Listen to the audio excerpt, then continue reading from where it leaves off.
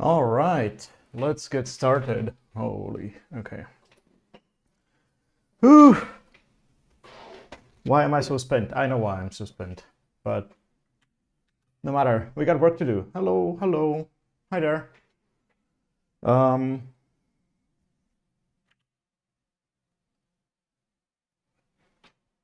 so just as a refresher, wait, maybe.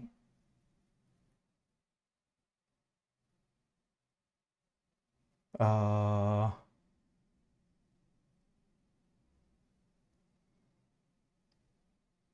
what if I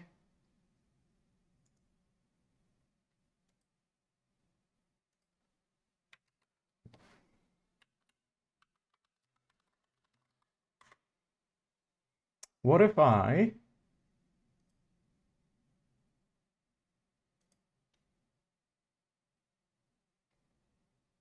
also show my screen with a schematic and put it somewhere? Ha ha ha. We're improvising, but we'll get there.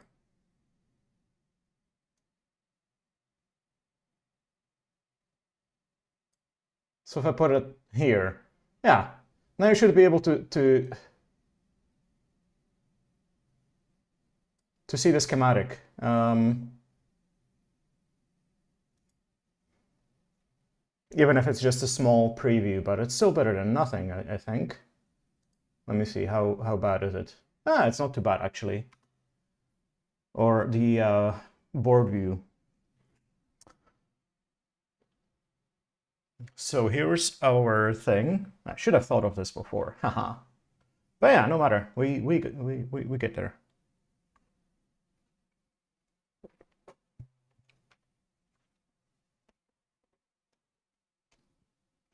Now, what did we wrap it up last time? Last time, I wanted to bridge these here, make a connection, and I was fumbling so hard that I decided that, I mean, it was late and I needed to get some rest anyway. So I went ahead and did that. But yeah, let's get my flux. Let's get this going again.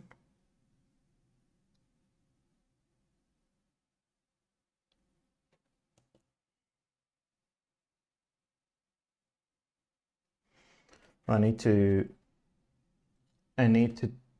thin some of this copper wire.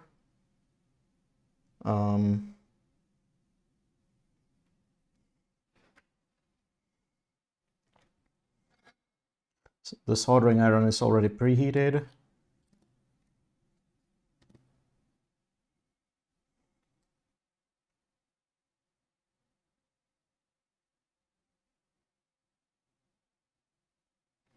No, I didn't clean the tip.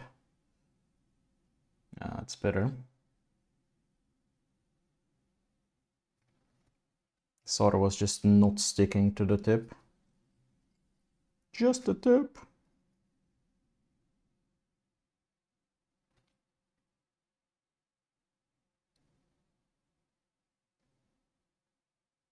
I'm currently burning off a bit of the enamel on this wire so that I can use it.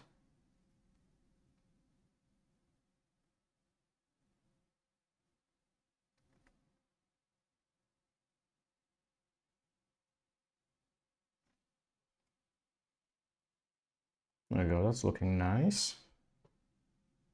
Maybe just a little bit more because I think we might need the wire for some more connections later on. So just to save future me a little bit of time, just a second or two. Now, we got our tinned copper wire, and let's actually Let's drop a little bit of flux here.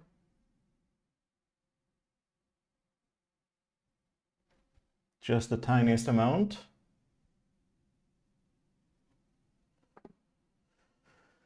Just to help it along a little bit.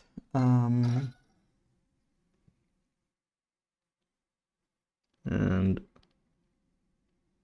let's flow this solder.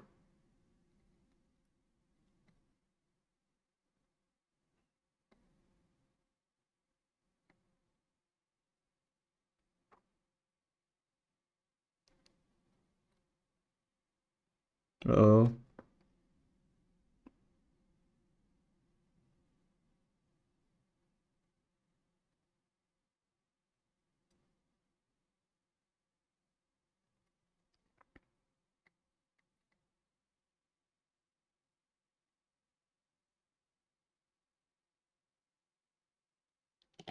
That'll have to do.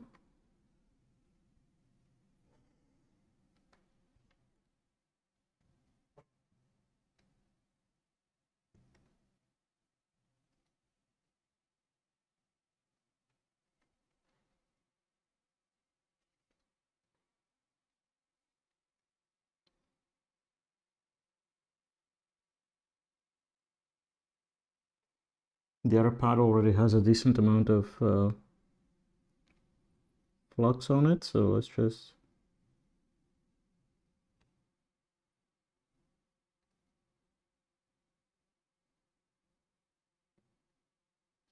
Okay, that seems to have flowed together nicely.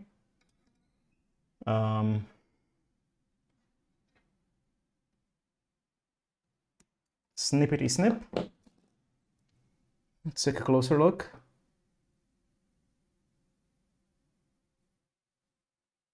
Yeah, that should work. Okay, cool. Just clean up the adjacent pin a little bit. So, we have made this here joint. It's going from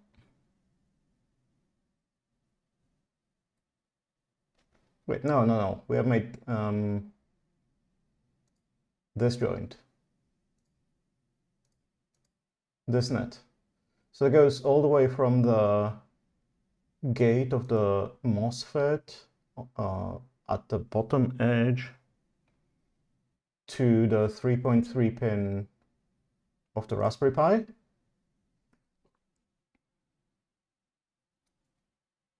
And there we have it, yes. Next up, we have this here net to connect. Oh yeah, we have a, yeah, we need to connect the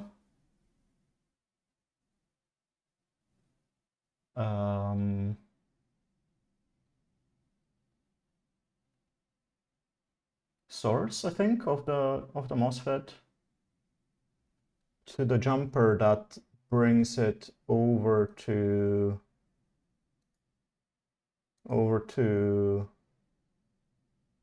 yeah, the GPIO pin that reads that.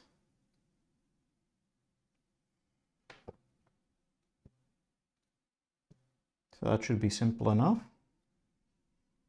Let's just dab a tiny amount of flux here.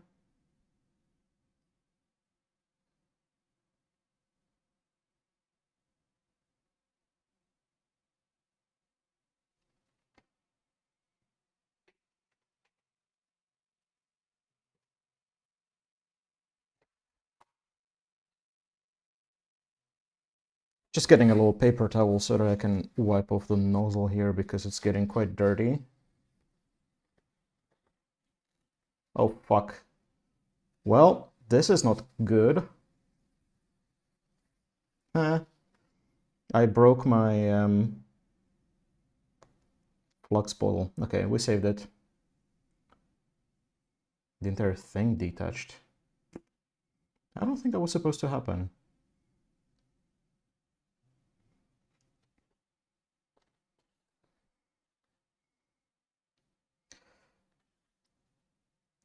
I guess I shouldn't be surprised because like the flux is very sticky.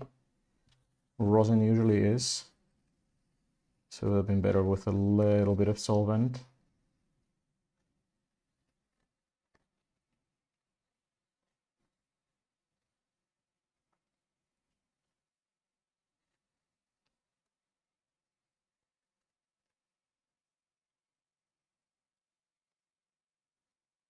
There we go. That's looking much cleaner.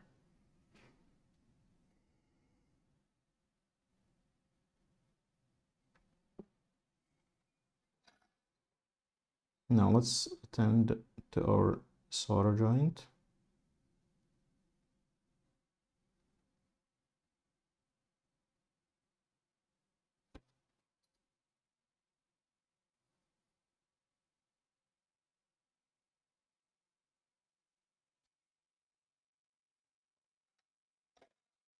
Okay, that seems to have flowed together pretty nicely. And we didn't even melt the insulation on the wire too much.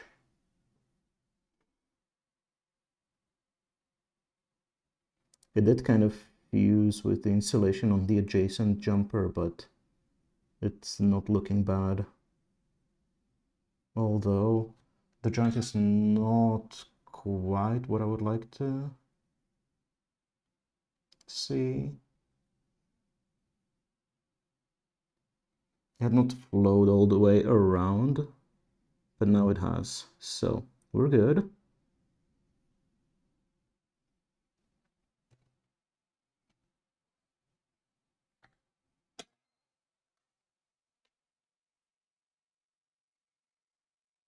All right, next up, we have this jumper over here. Now, what is that supposed to connect? Let's see. So we have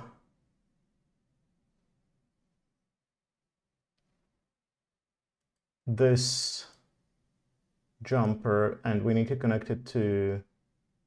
Oh, I actually ended up routing this differently. I went...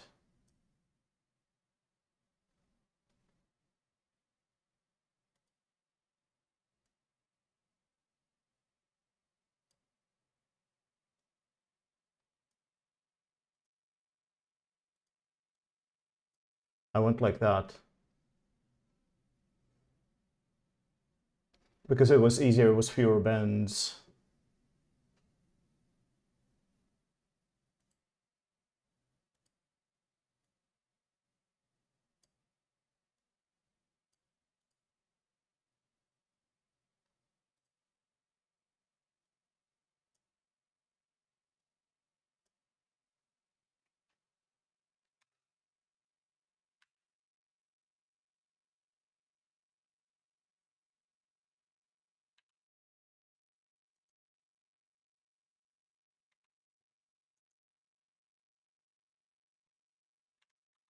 Okay, let's, so that's the,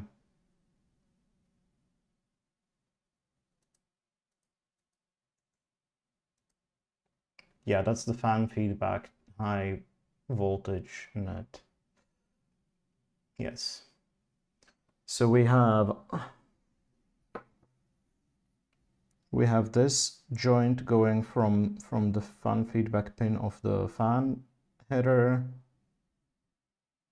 to the resistor, and then we have this jumper underneath. Let me bend the pin there.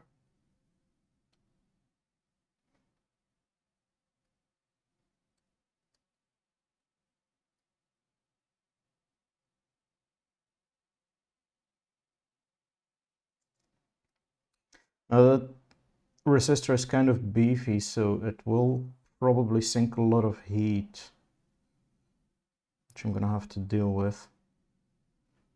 But oh well.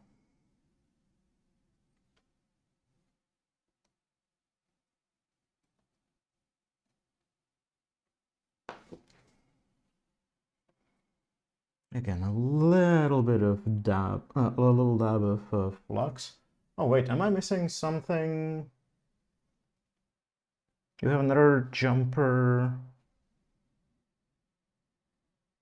Oh yeah, this here jumper.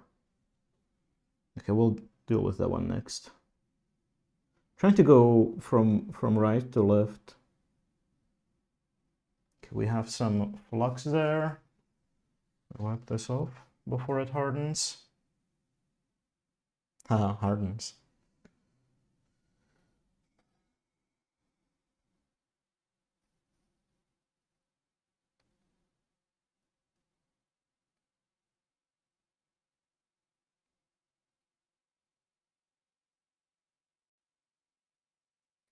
Now I want to flow that firmly onto the existing joint there, so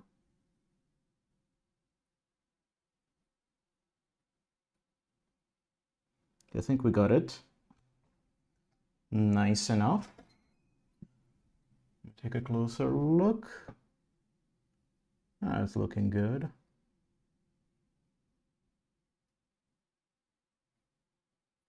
And it didn't seem to short out the jumper either, so.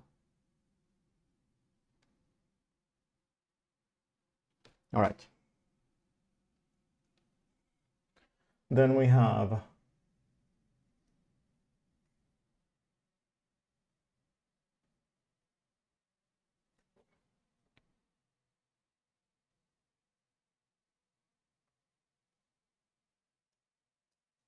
all right, the duty cycle net.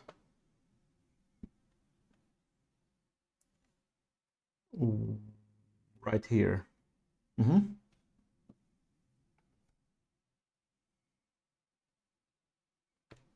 Yeah, the flux is especially important on these on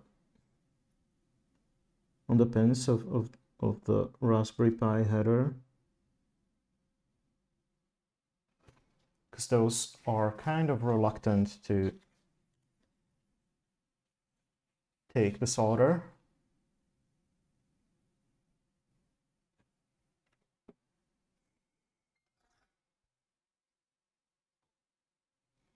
Maybe I should have soldered the pin first, but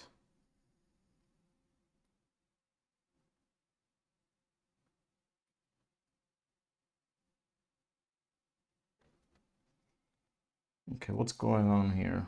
Let me see. No, it looks like it just went right away.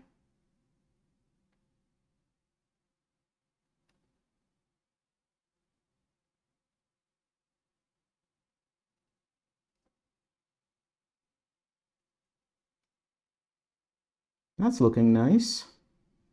That was easy.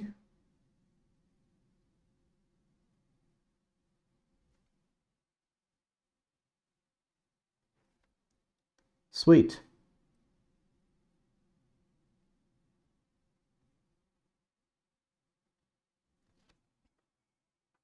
I have a couple of more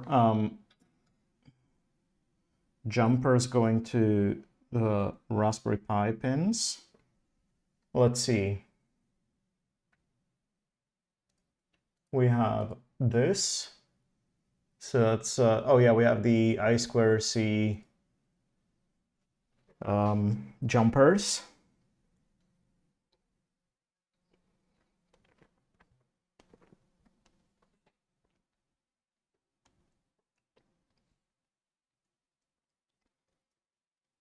And those are these two pins.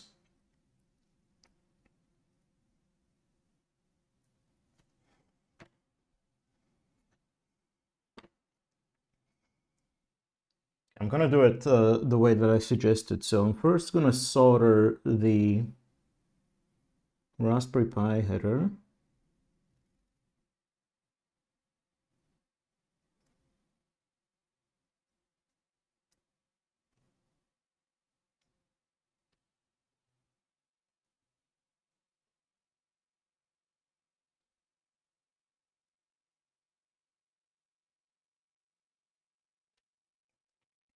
Want to make sure to coat those pins in flux.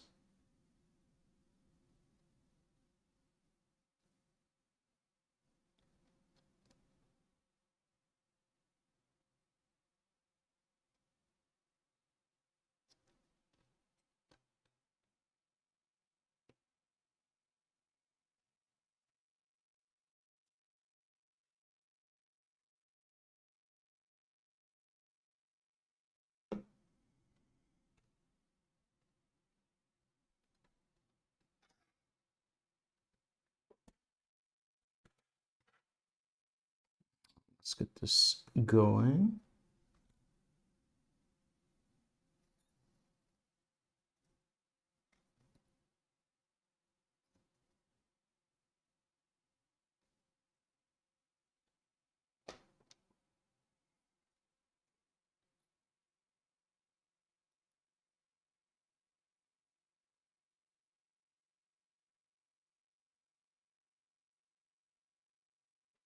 Okay, that worked beautifully.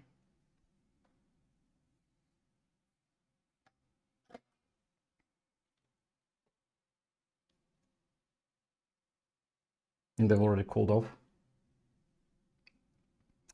Yeah, the Raspberry Pi board sinks quite a bit of heat. Oh, I see a little solder ball there. Yeah, we don't want that causing any trouble.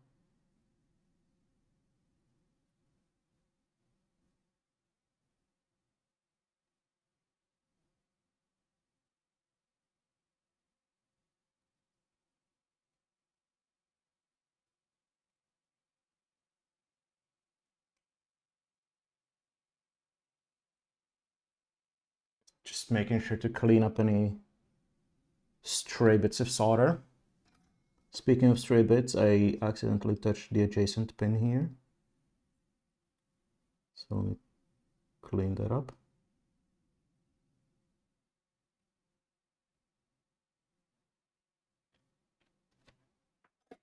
Right.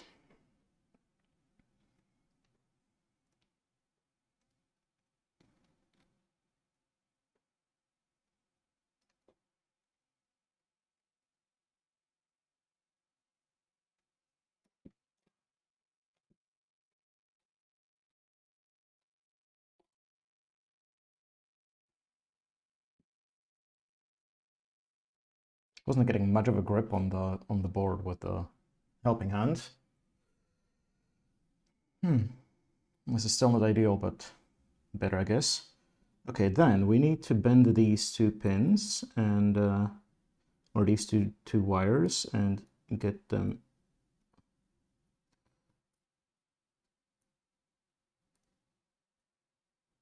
to touch the Raspberry Pi pins.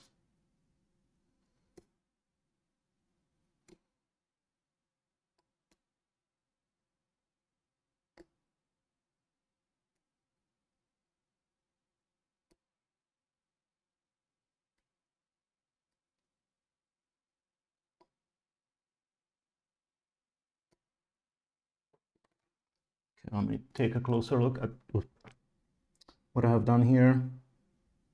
All right, yeah, that should work.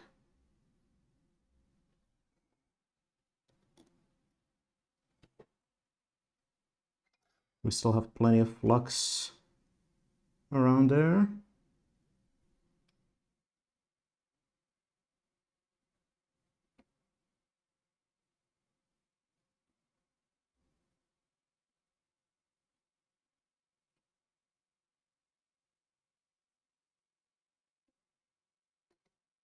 I also want them to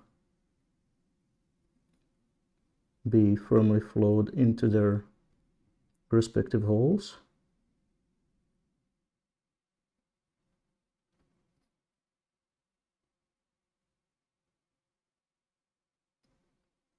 I might have gone a little bit overboard there.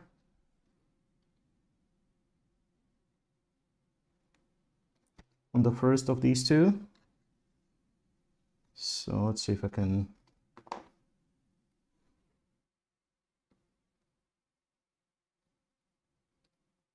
Give some of the excess solder.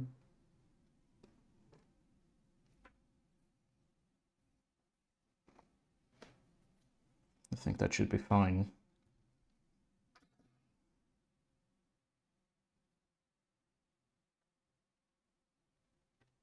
Just taking a look, so that's the two jumpers right here.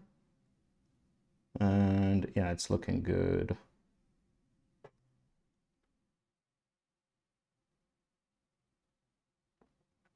This here copper wire that I started with today, it's by far the smallest solder blob. It looks suspiciously clean compared to everything else. Although I'm having slight doubts about the quality of that joint, but I'm pretty sure that when I clean off the crusted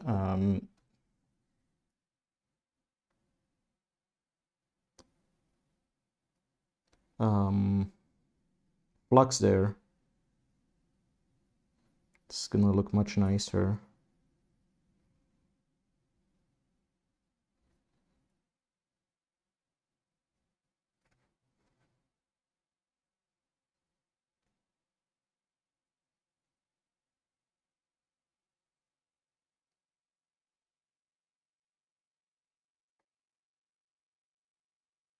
Oh.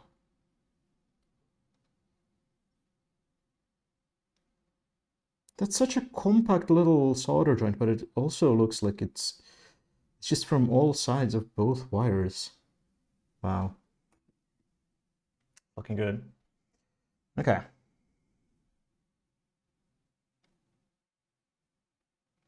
Then next one we have is here. So, okay.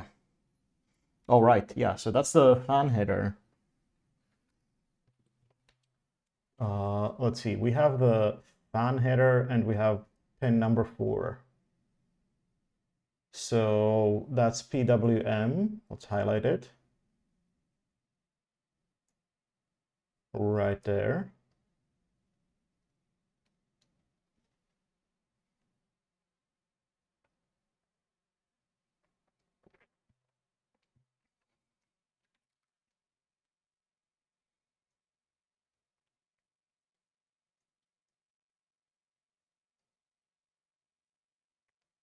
I wish there was a way to highlight the net by like right-clicking something that's part of that net. Or is it maybe net inspection?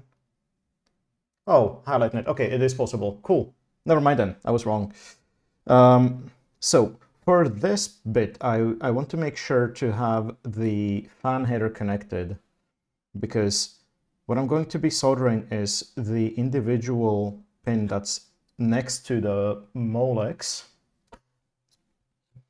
And those are very fragile and very prone to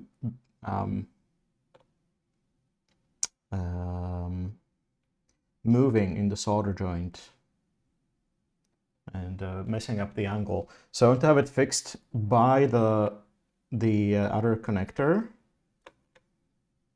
I want to have it, I make sure that it's parallel to the Molex pins.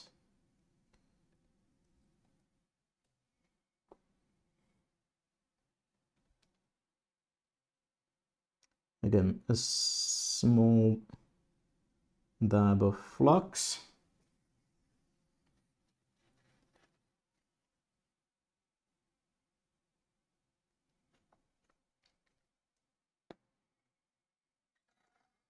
Let's go in there and flow this together.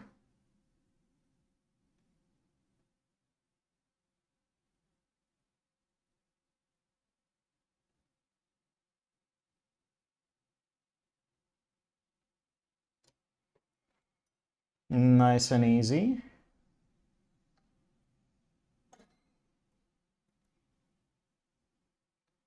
Gonna wait some time to cool off before I remove the fan connector. Maybe it's a slight excess of solder, but it's fine. Okay.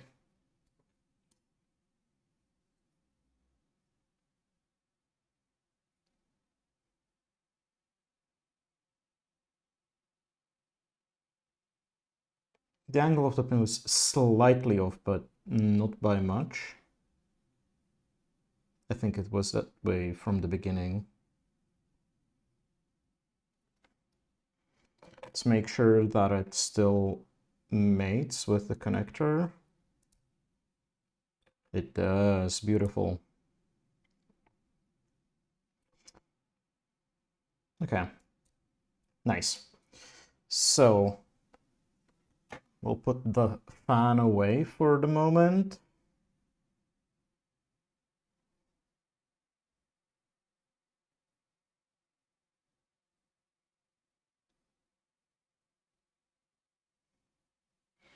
I will definitely want to clean off the board later. Okay, next. What do we have?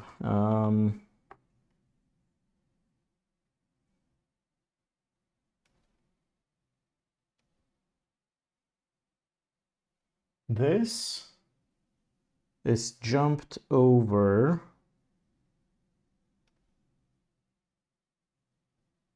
to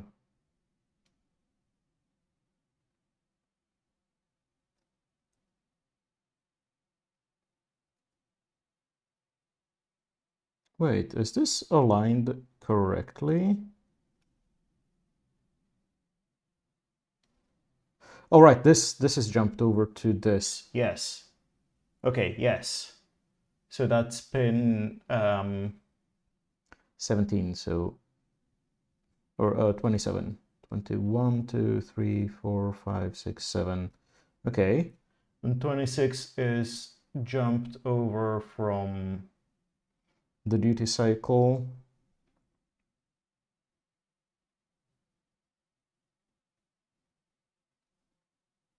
From the MOSFET, so from here. Yes. So we have this, and then what's the next one? Oh, the next one is the 5-volt. Yeah, the 5-volt rail being carried over to the Raspberry Pi power supply, I think.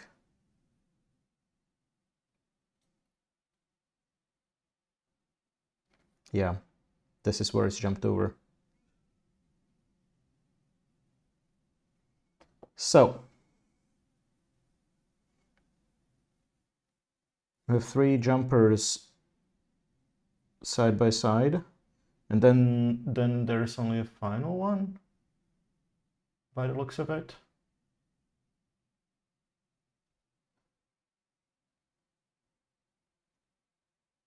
Oh no, there's okay, this one is not okay, this and that. So we have 1, 2, 3, 4 joints that we need to make.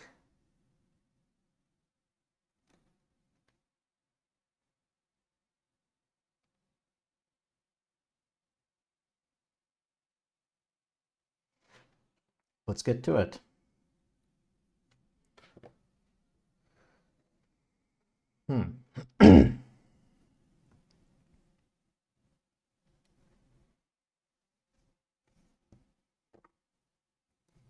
Actually, I want to kind of align those where it's a little bit better. Okay, I think that's okay. That's good. All right.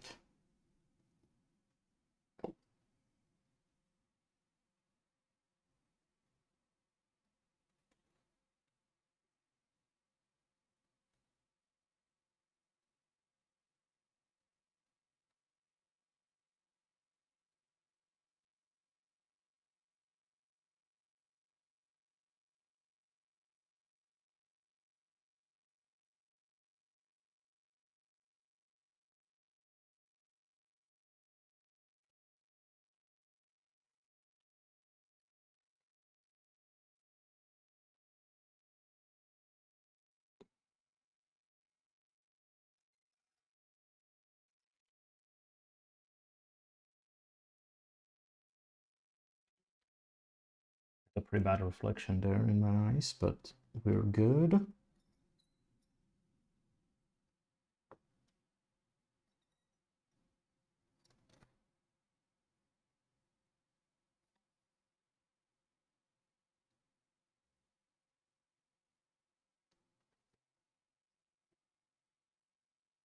Let's see what this looks like. Ah, it's looking solid. Just want to make sure that the jumper is also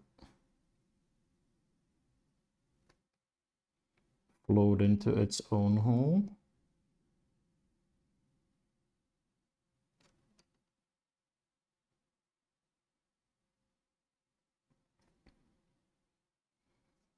There we go. Next up we have the 12 volt underneath.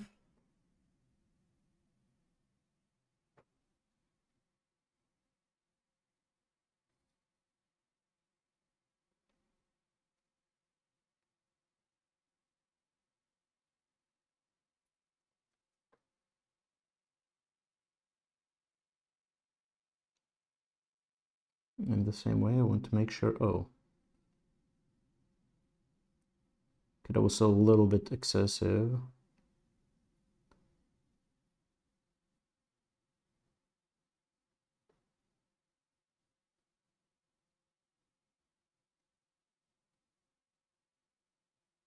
Kind of trying to wick some of the excess solder into a spare hole in the perf board. There we go. That's nice enough.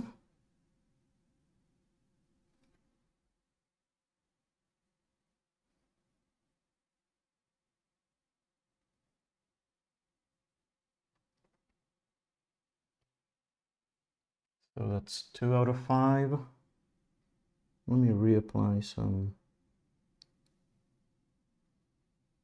flux there. Okay, that was maybe more than I needed. That's fine. We can always clean it up later.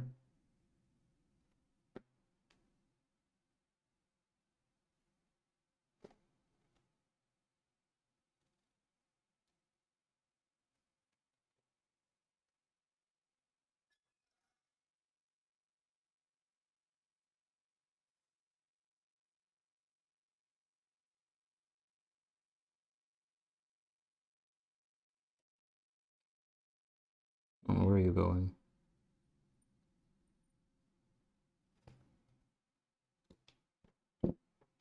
Helping hand's kind of loose. Gonna need to tighten it up. That looks very nice and clean.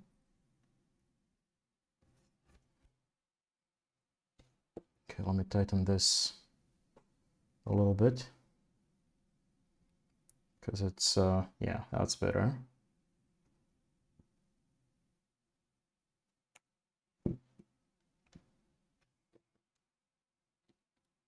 Got a little bit too loose. Now I still wanna blow the hole there. Let's do that real quick. Uh-oh. Woo! I almost bridged it over to the 12 volt rail that's right next to that. Although, I used way too much solder there. Let's see if I can pick some of it off.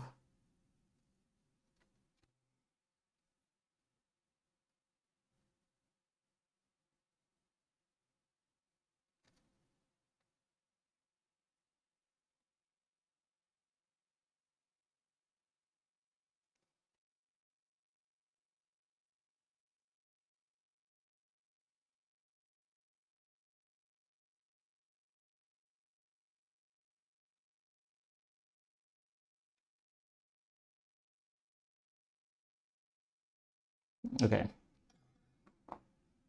I think that's better.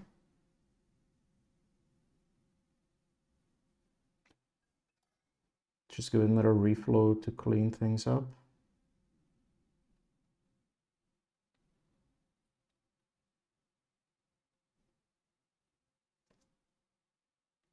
That's beautiful. That's perfection. Might actually want to give the wick treatment to the adjacent one as well because it's kind of chunky, unnecessarily so.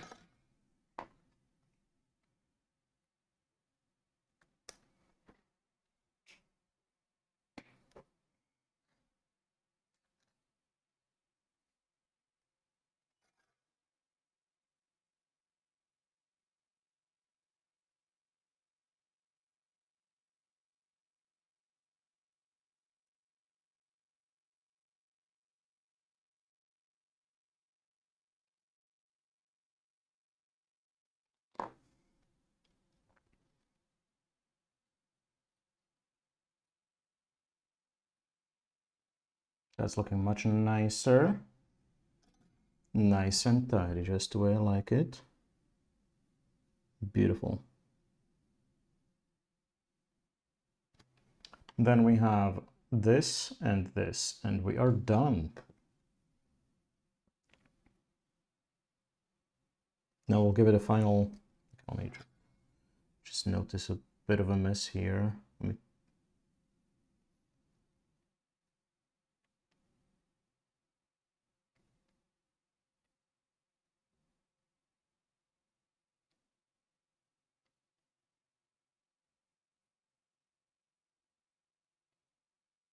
just slightly clean these up.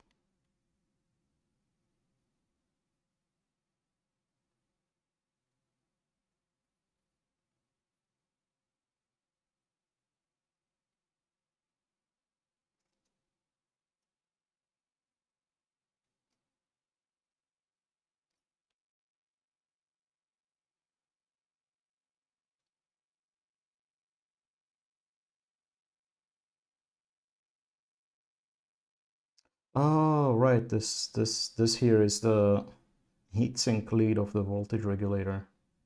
That's why it's sinking so much heat. Huh. Who'd have thought?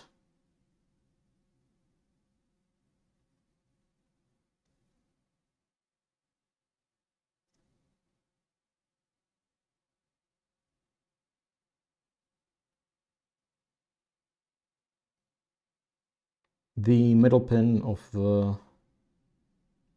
Oh no, not the middle pin. The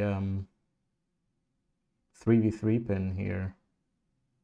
It's this one. It's kind of messy, but I'm not gonna torture it anymore. Okay.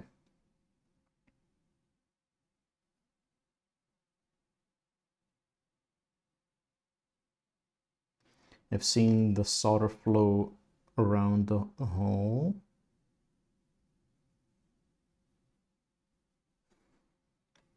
So that's looking beautiful, nice and clean.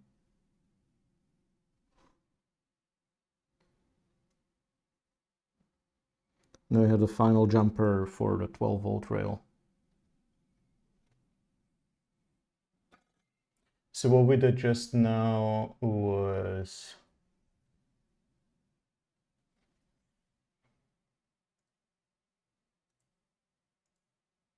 this here, no.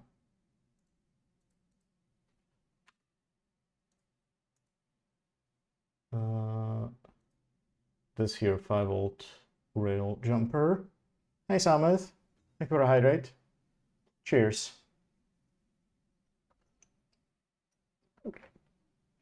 How you doing? Yes, stretchies.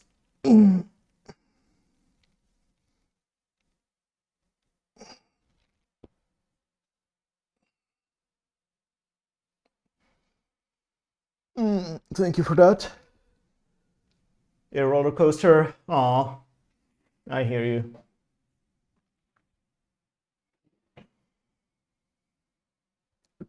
You know, you're always welcome to unload about that if you ever feel so inclined.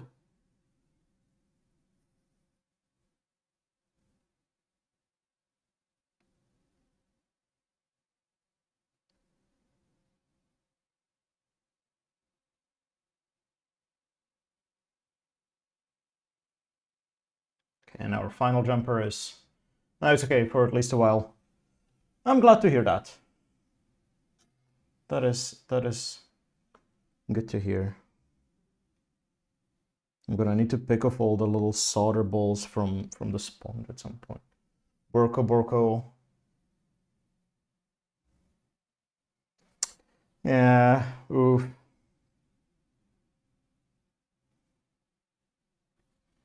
Let me inspect. Yeah, so it's again a pin of the big heat sinking component, so it's not gonna be the cleanest, but I think it's clean enough.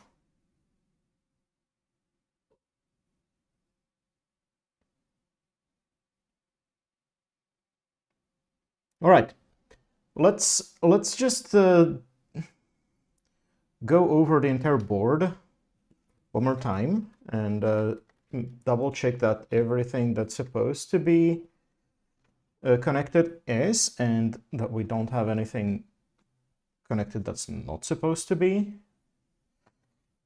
So let me just nip off this spent wick.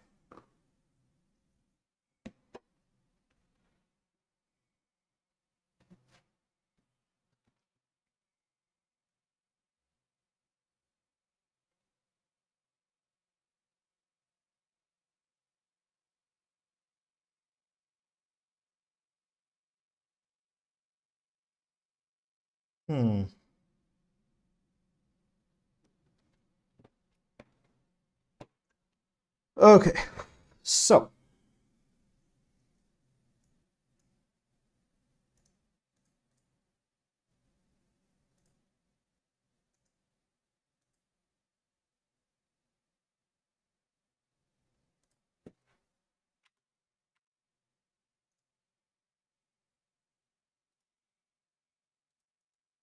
okay, how about I just go over all the nets, highlight them, and make sure that we have the net connected and nothing else. Yeah, that'll do. That's a good systematic approach. So we have the 12-volt rail, which starts here at this positive pin of the power molex that's corresponding to this red cable.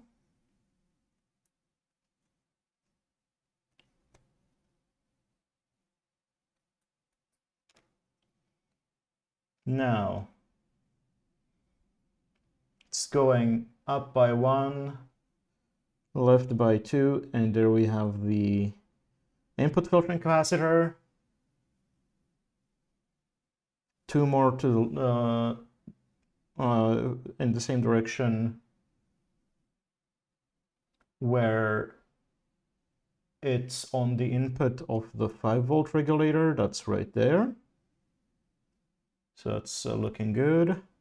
And then jumped over by this wire to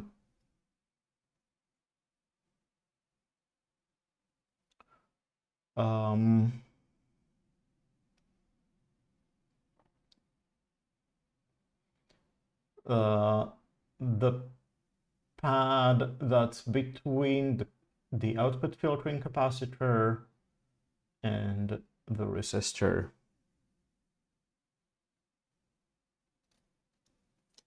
So here we have the resistor, here we have the output filtering capacitor, and this is where we have it jumped over. And then from the resistor, it's going to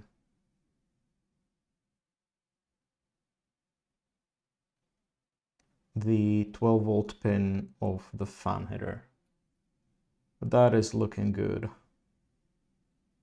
So that's the 12-volt rail, and I don't see any inappropriate.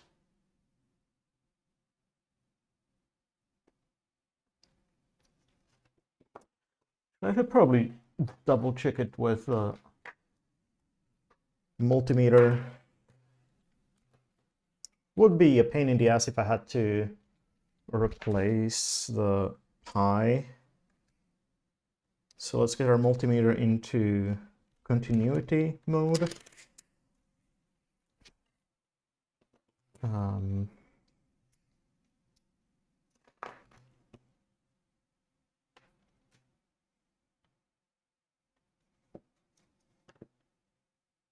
So we have the input connecting to that.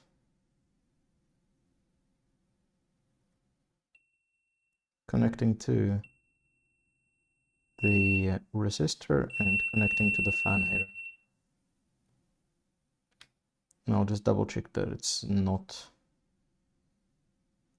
connected to any of the pi pins.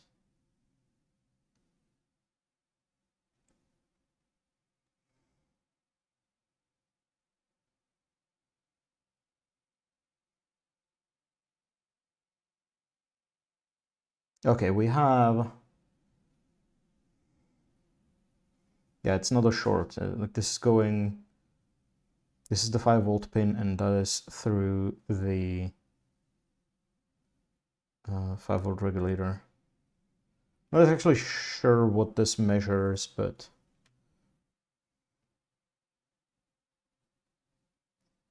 this also tests diodes. Oh, with the opposite polarity, it's showing it. I don't know what number means really. But okay, looks like the 12-volt rail is not shorted to any of the pins, so we're good. Then let's check the 3.3-volt rail.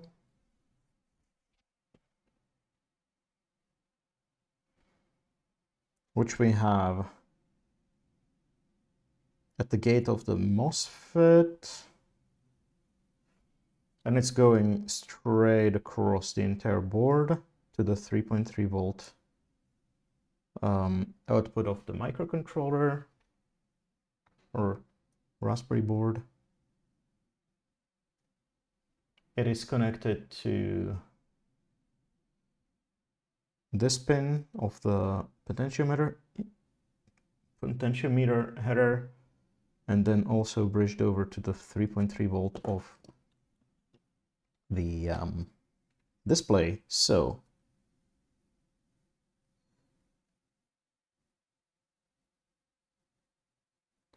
hello.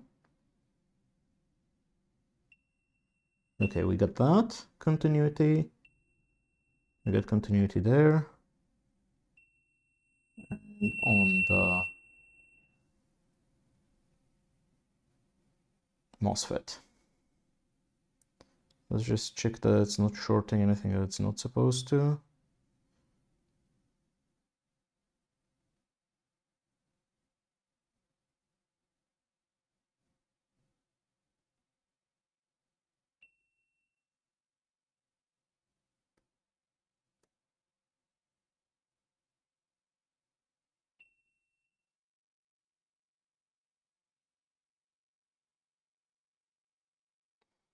Pretty much all the pins of the Raspberry Pi are going to be showing some number there, because the entire board is powered by that rail.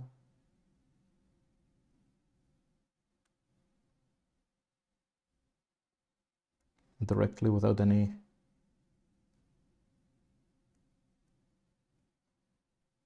other voltage shifts going on.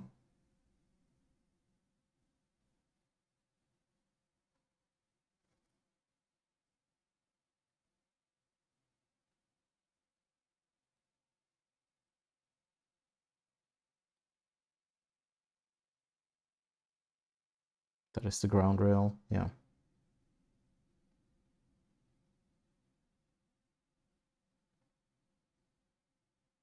Hello?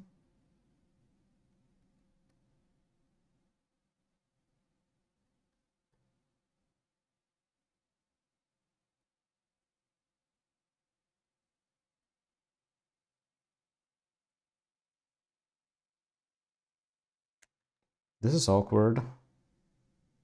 Do I not have a solid? Okay, well, we'll get there. But yeah, 3.3 volts seems good. Let's check.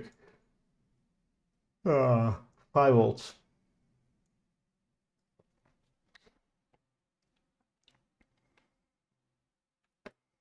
So we have the 2 pins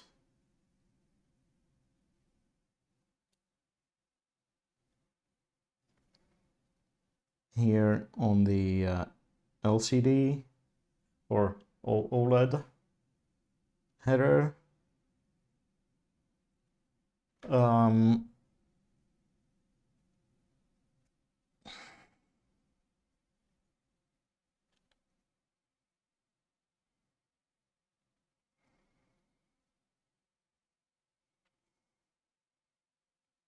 I have the jumper indicated wrong, but that's fine. They're equivalent. Okay, so those 2 pins are connected, yes. Then I have it jumped over next to the potentiometer header, which is the 5 volt supply for the Pi, which is itself jumped over from the 5 volt output right above the filtering capacitor. So this is the jumper, capacitor, and output of the regulator, and that's looking good.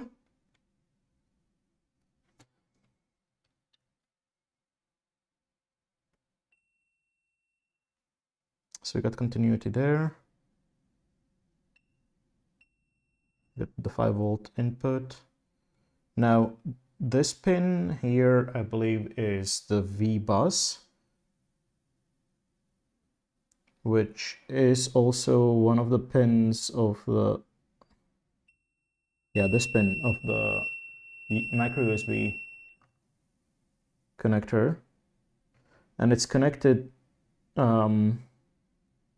to this via a Schottky diode, so that makes sense. That is ground.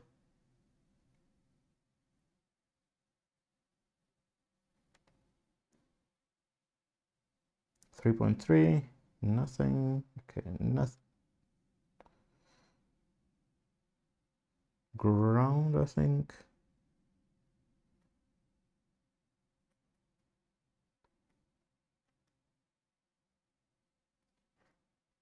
Ground again. Ground.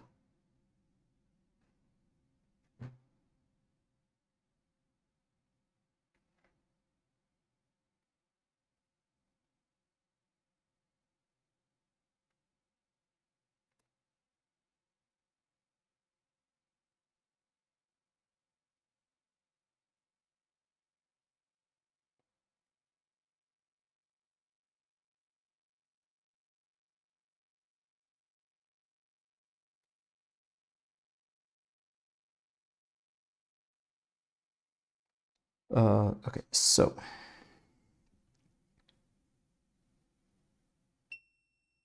5 volt output is good.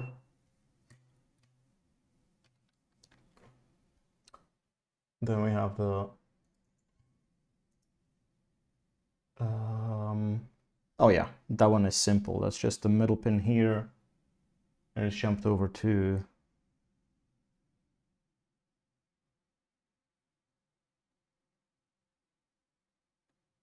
this here. Was it? No, it's jumped over to this.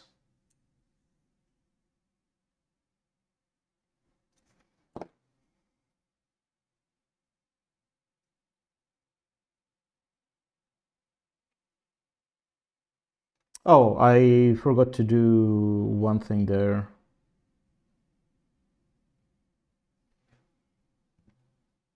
I forgot to get that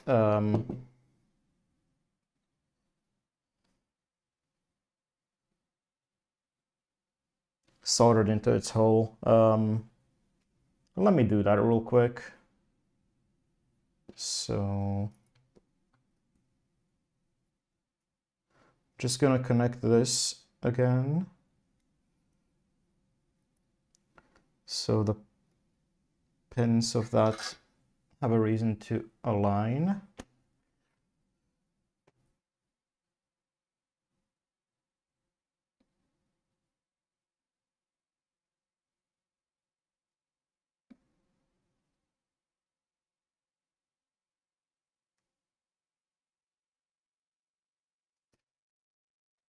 Okay.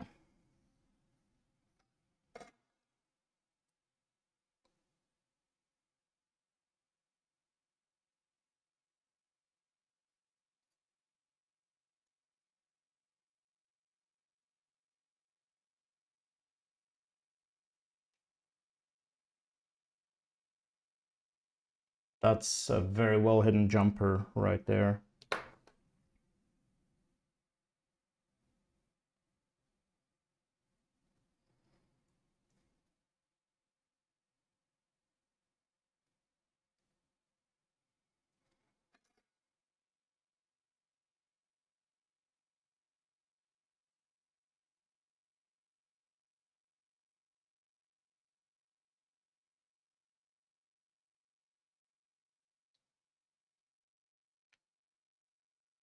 So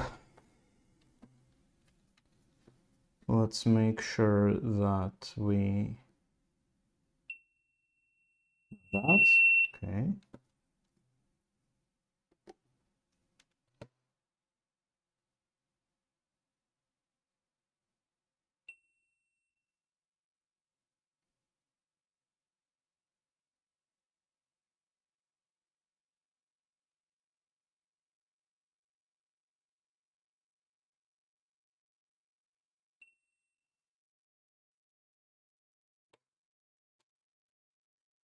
That was pretty simple. And looks good.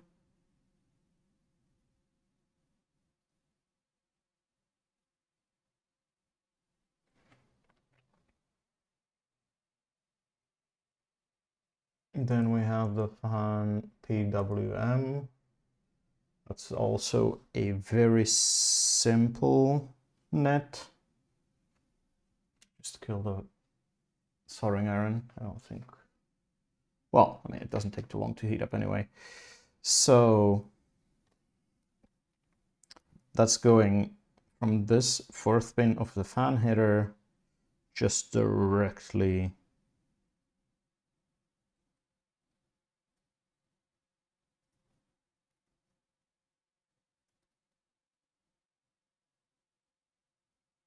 to this pin of the Raspberry Pi.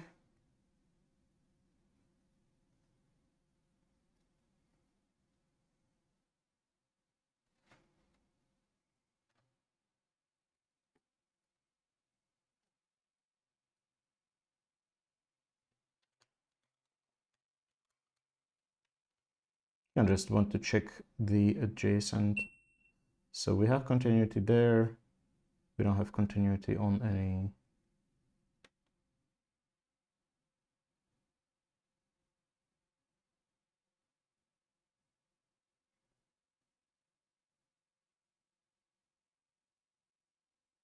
Of the adjacent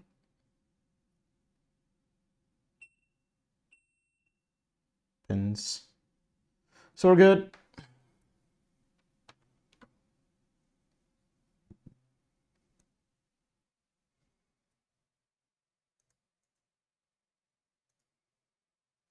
Then we have the high voltage side of the fan feedback.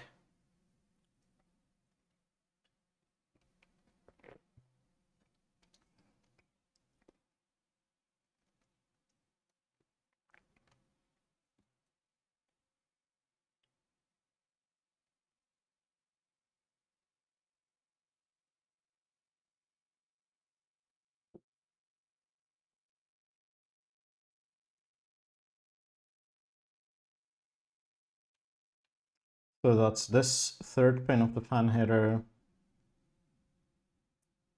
going to through the resistor to 12 volt. We have the pull-up, and it's also jumped over to the drain of the MOSFET, which is right here.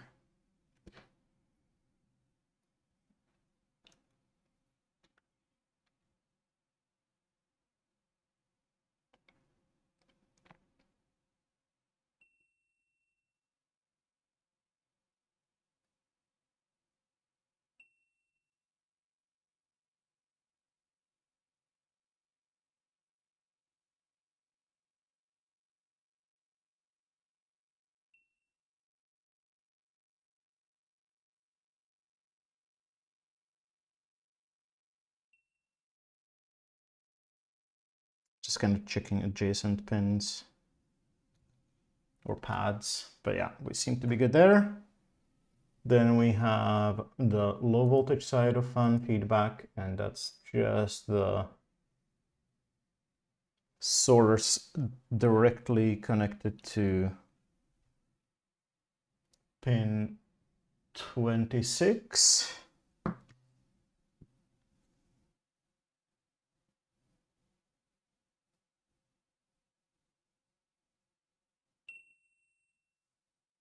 That's as simple as it gets.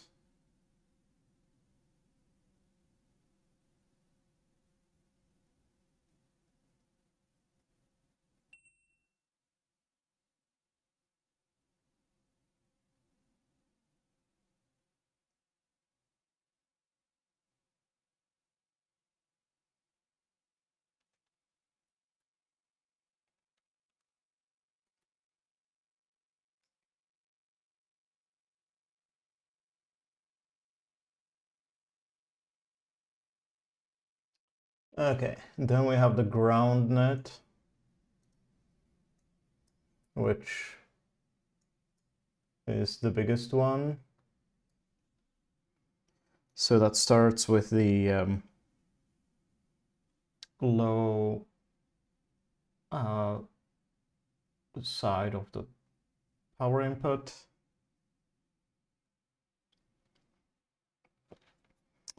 So from here goes straight line through the input filtering capacitor. Then we have the ground of the voltage regulator. We have output filtering.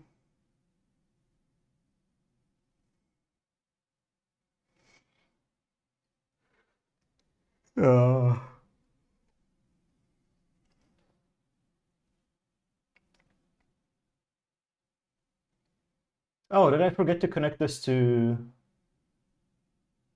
the fan header? Because then from the fan header, yeah, I did think there were some weird inconsistencies in the behavior. So I have missed one jumper, or not even a jumper. But yeah, we don't have continuity across the ground rail. Yeah, because I was this is, which one is it? This one is ground.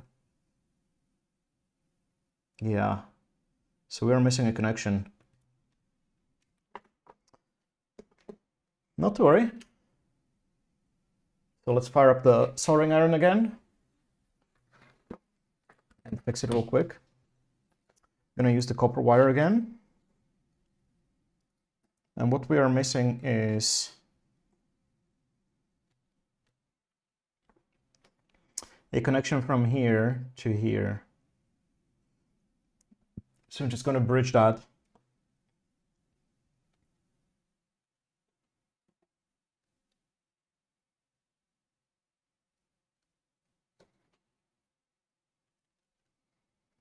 With a piece of wire.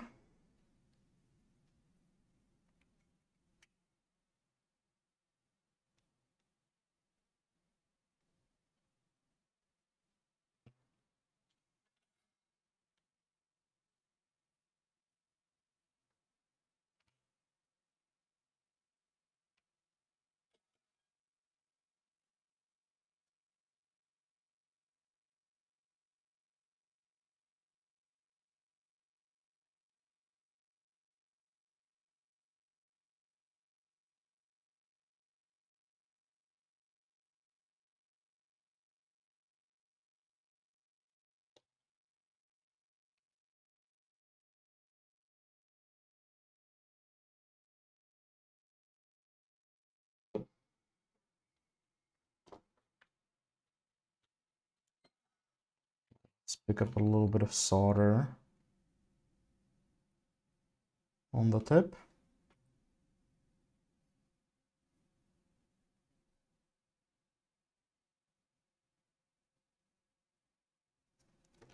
And run it along this.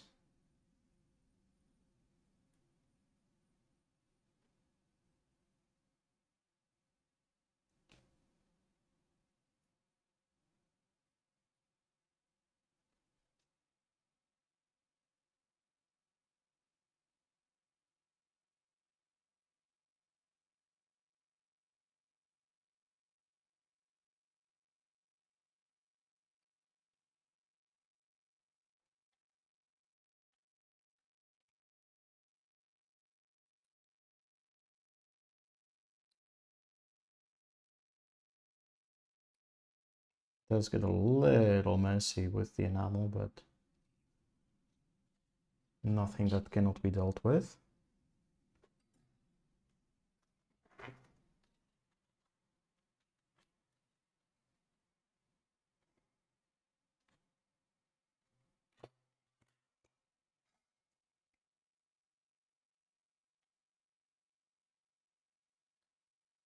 Get my tip nice and clean. Always keep your tip clean.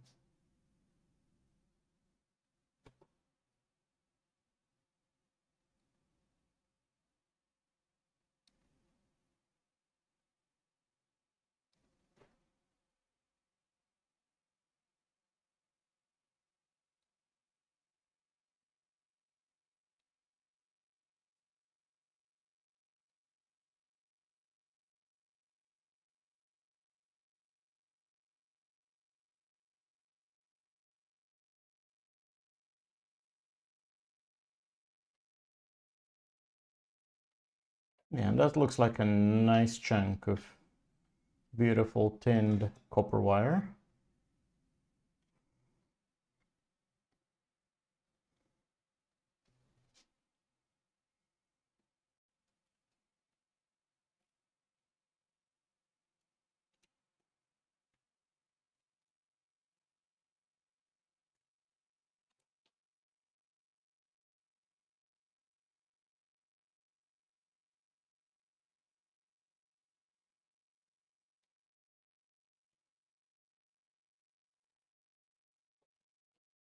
Let's just,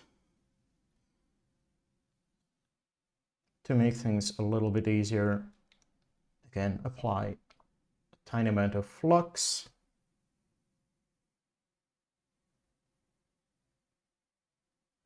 We don't really need much there, since all of that is already our friendly solder. But it doesn't hurt.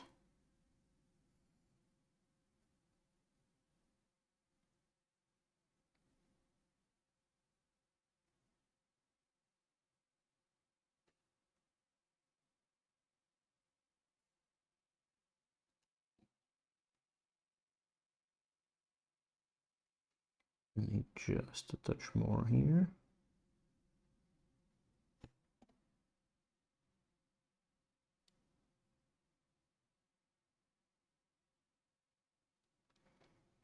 That's looking good.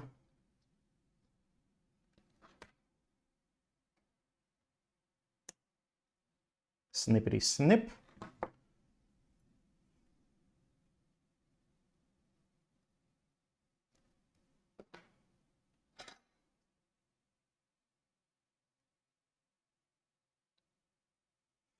Can't believe I forgot to to complete my ground rail.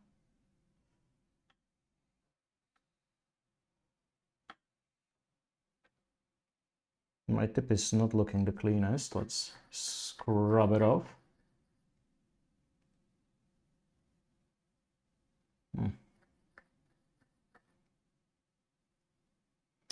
Good enough? All right, now let's revisit the ground rail and check. Actually, first check that the joints are, yeah, the joints are looking good.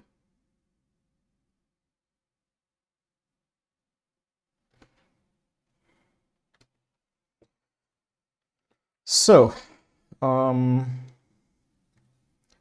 if I go from the input all the way to the ground pin of the display, I do get continuity. So that's good. Now, do we get continuity on any of the ground pins of the controller?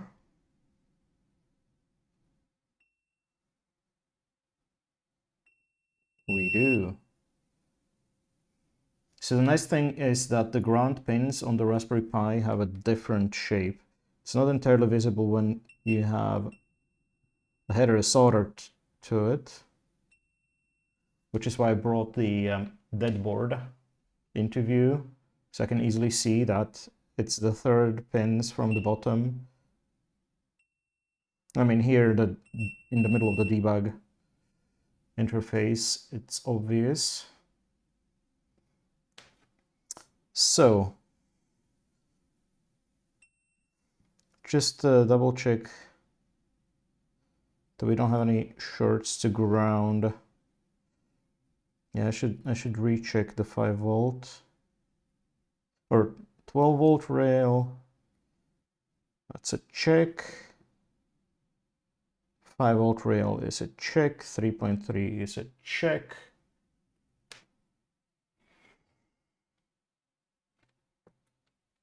All right.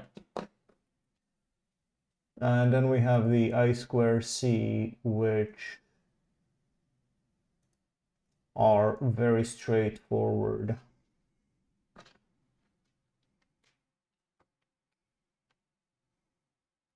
So that's from here. Let's first check. Okay, so that's the 3.35 ground.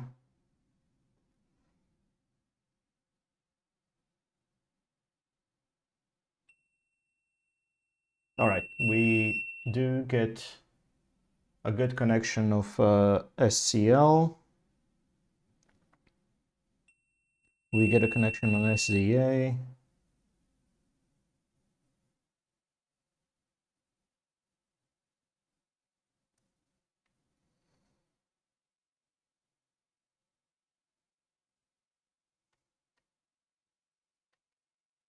All right, everything looks set. Although I will need to prepare some more things. Now,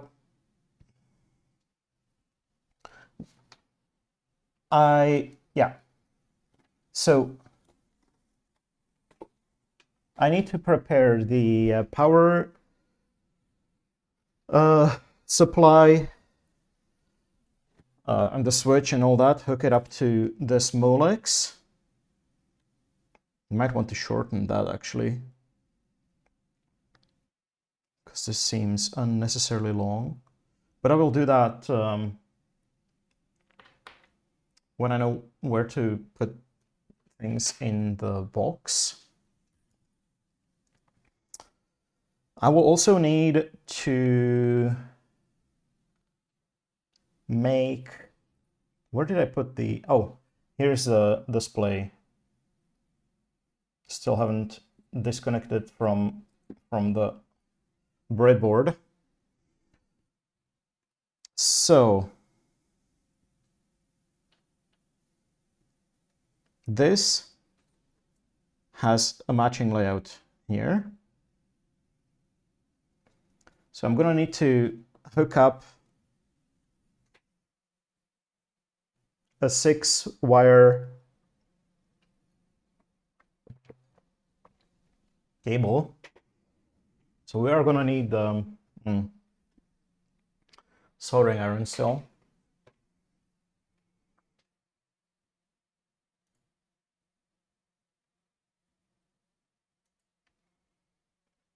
Let me just find some of those pins.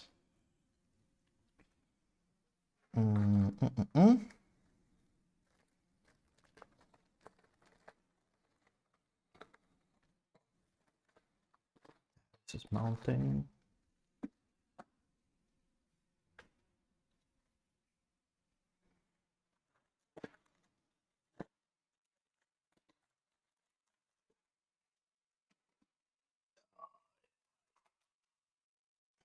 There we go. Oh, I don't want to dox myself, so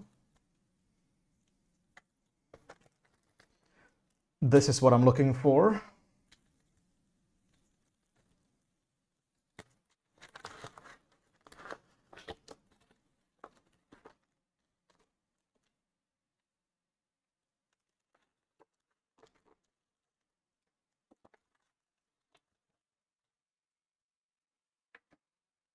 And also, okay.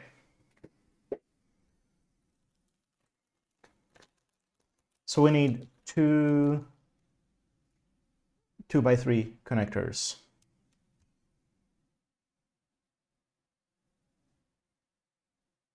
Maybe I should have just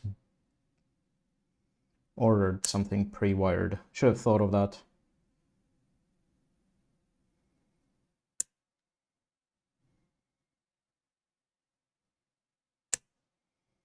But we'll make it work.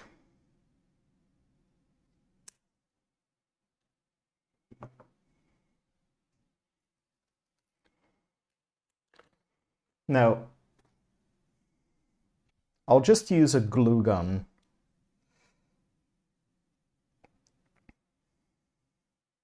So my plan is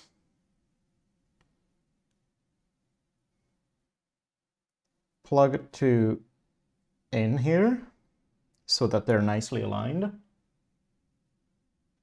Then solder 6 wires.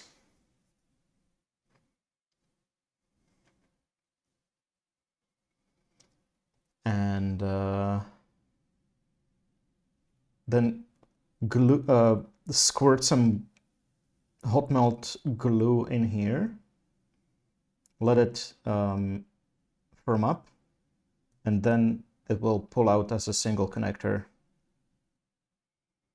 It is what I have done here with the prototype, and it works okay. So I will do that twice.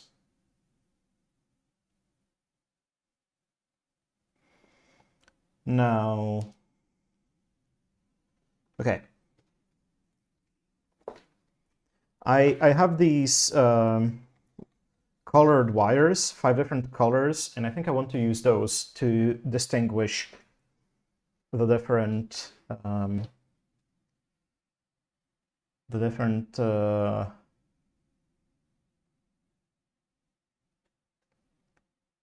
connections, so that it's easier to match.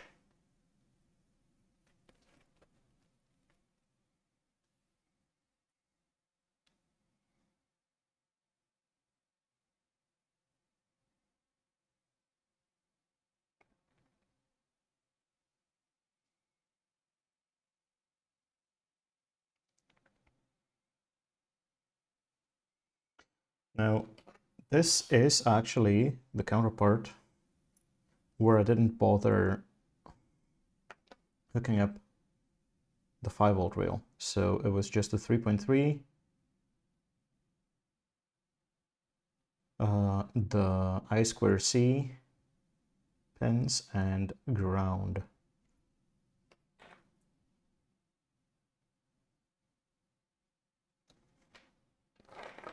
You might want to keep that in view as sanity check, because this, I mean, it worked.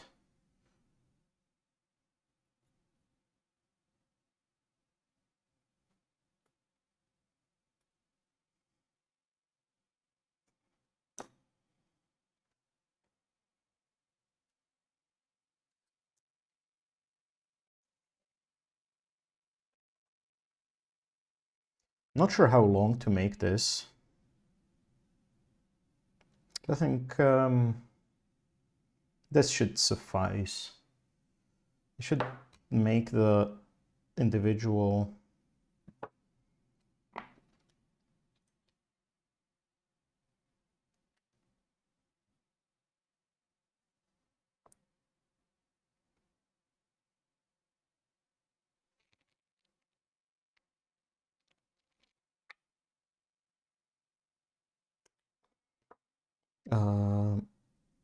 wires similarly long.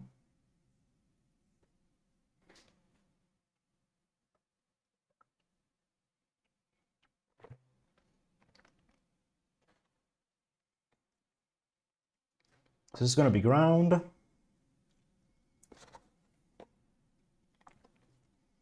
It's going to be red is the common 5 volt.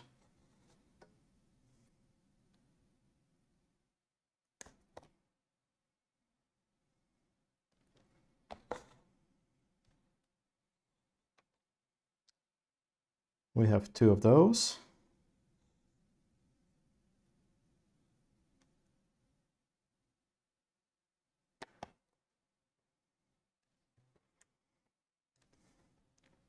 Then yellow is usually 12 volt, but we don't have 12. We do have a 3.3, which tends to be orange. At least that is its color in ATX, but it's gonna be yellow in this connecting thing. Then we have blue and green for the I2C lines.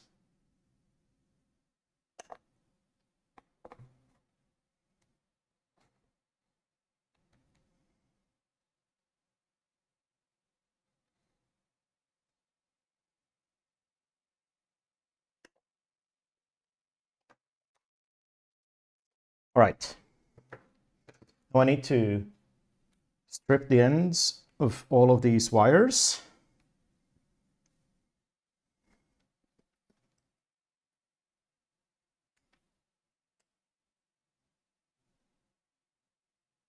Oh, this is kind of stiff. That's what she said. Come on. Oh, shit. Whoa, okay. This is not great.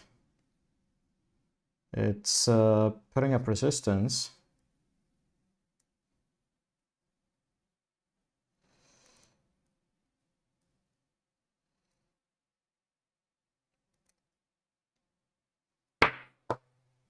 Why?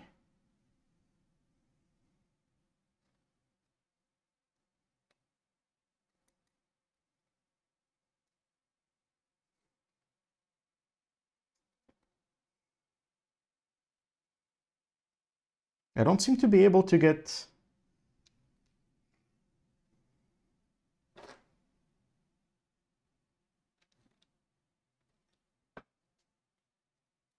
these pins into those holes.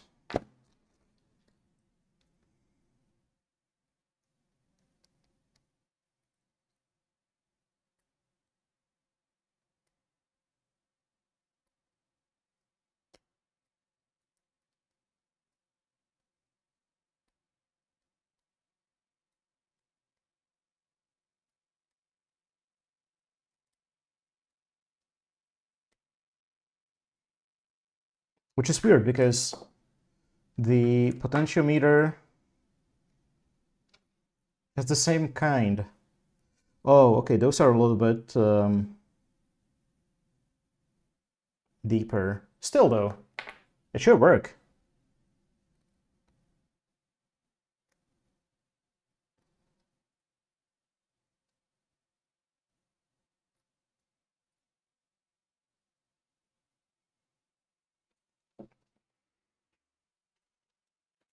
This is a little bit disturbing.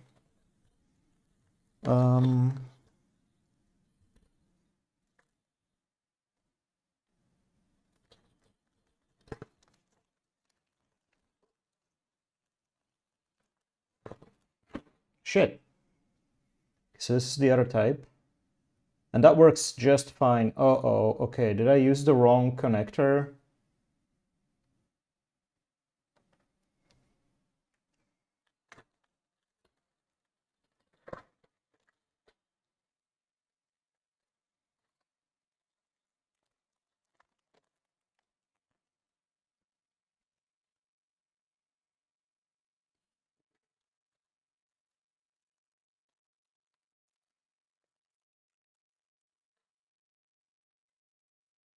I have a lot more of those.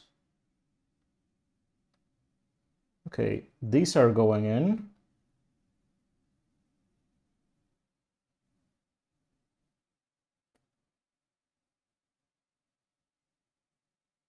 Although not very eagerly.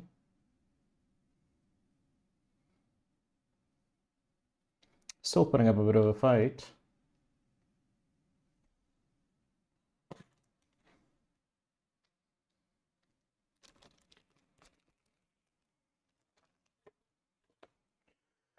This is a little bit alarming.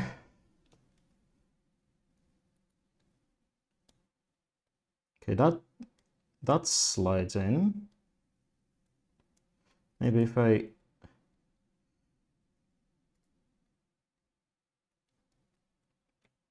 do that a few times, it will get easier.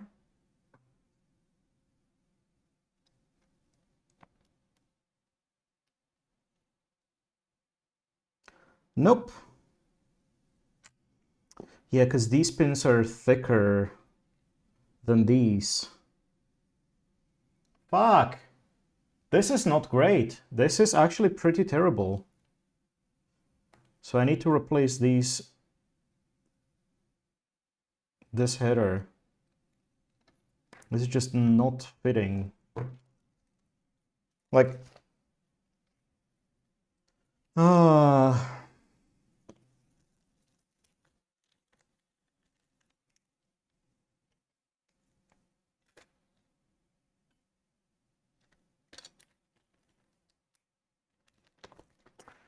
I should have thought of that. Never used those before.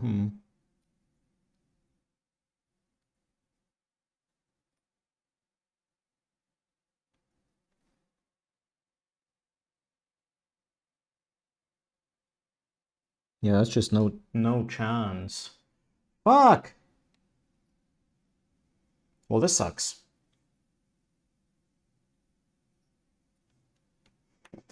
And I only have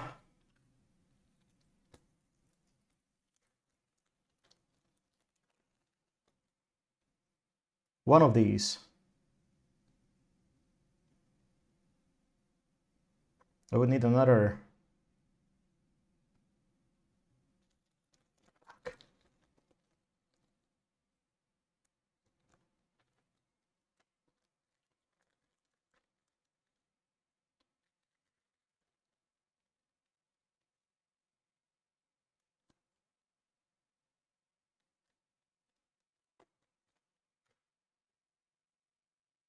What now?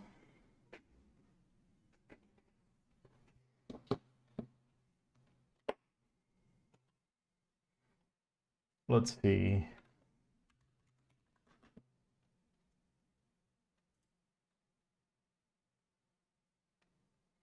So if we check ElectroKit, oh, they have a new website.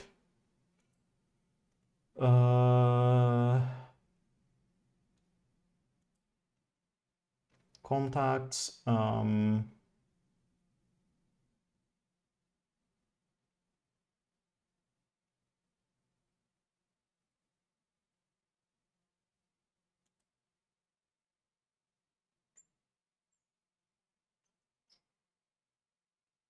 Okay, no, that's not quite it. Not the right category, except, okay.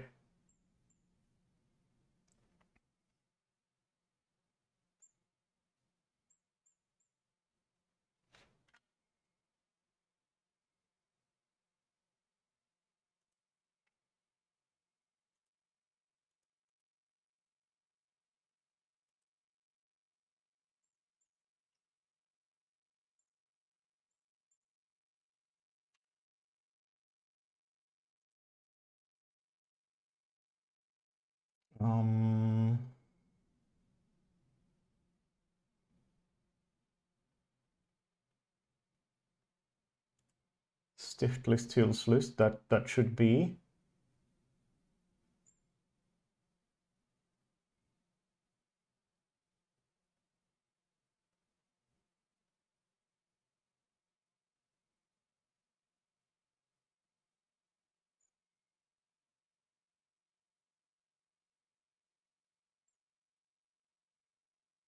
Okay, so this is Hill's list 1x3. I would need 2x3.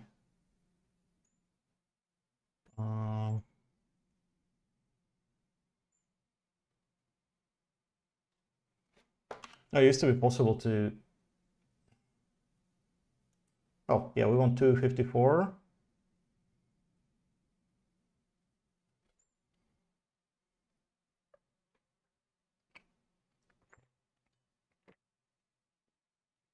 So this is a candidate. Oh, no, this is a candidate. That one has unnecessarily long leads.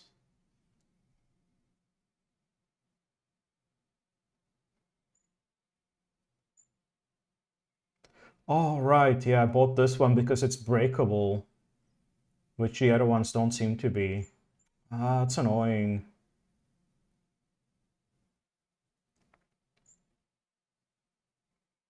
Two by 13, that's oddly specific. 2x2, 2x3, please. 2x3, okay. So that will work. But do they not have breakable rows of these? That's unfortunate.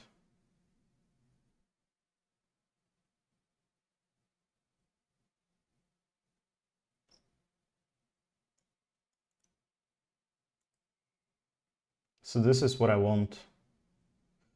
Although I suppose I could... I mean, so if I'm already gonna be ordering, then I might as well get the specific one that I need. But I suppose, even though it's officially not breakable, I could just get a bunch of these really long ones. So this is 1x40. And if I need a shorter,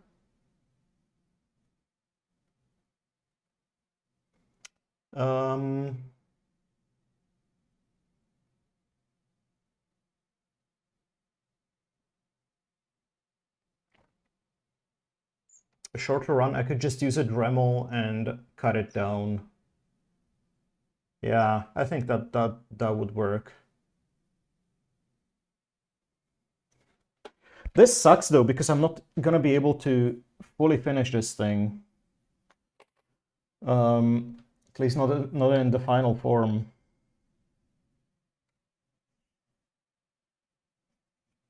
I could potentially...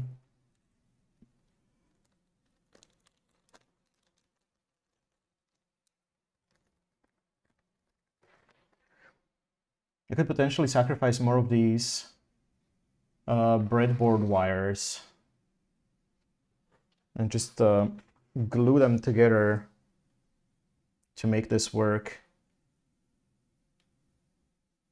But that's annoying.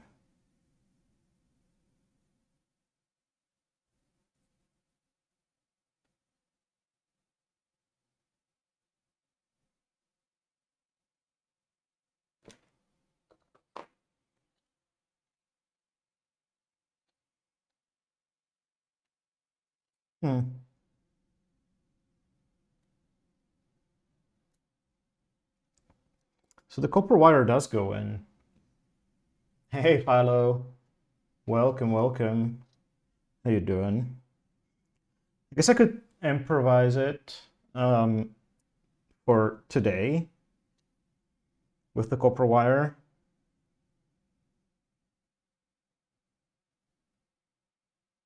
Good? That's good to hear. I'm good. I'm just a little bit frustrated because I just realized that I don't have the right kind of connector. Like I was gonna make this connect there, but it doesn't fit. And I don't have a replacement for that around here, so that sucks. I'm not able to finish it today.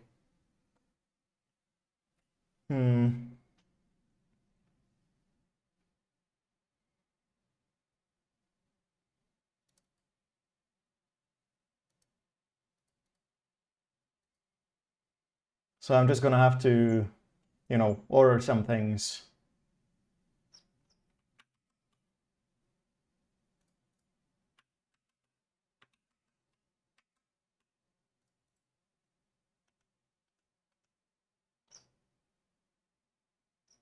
But it is what it is.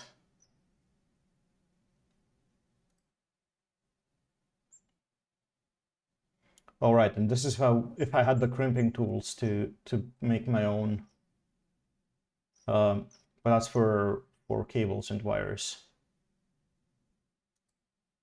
Magnetic stir is crazy cool to be making. Well, I mean, define from scratch. This is what it's based on. An old broken computer fan that ejected its one of the fan blades. But then I made this control circuit for it with Raspberry Pi. So it's also, Raspberry Pi is not from scratch. But yeah, so I will need to place this order after stream. That's from scratch? Well, if you say so. Yeah, I just figured it would be a nice thing to do for myself, so.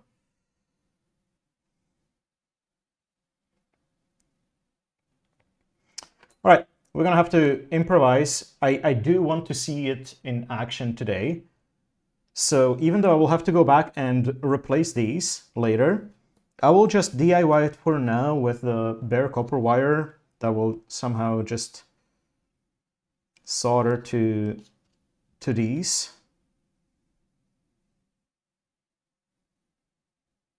So cool. I mean, look, it's been a massive learning experience for me. So like there's no other way about that.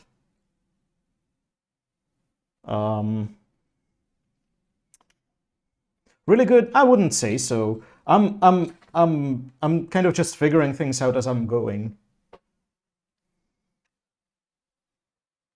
But thank you. Appreciate that. It's kind of you to say.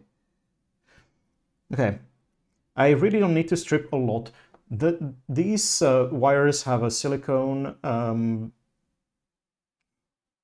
sheath, so that's really heat resistant, which I like. So they shouldn't make a,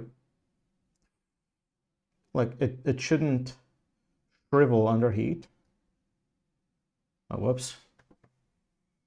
Didn't nibble enough.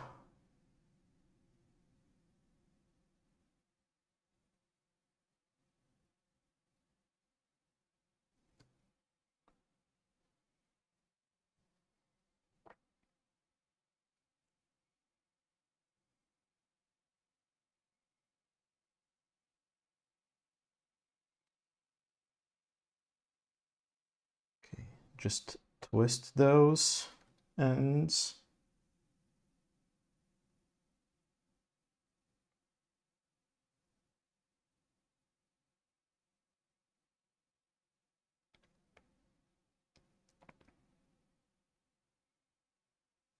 But yeah, so what I really want to do now is connect everything together and make sure that it actually works, that the Raspberry Pi boots up,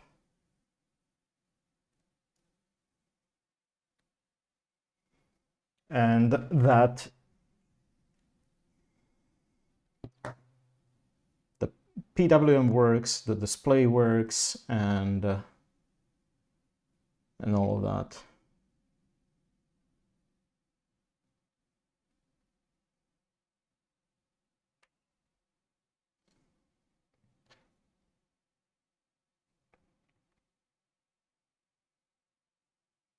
One day,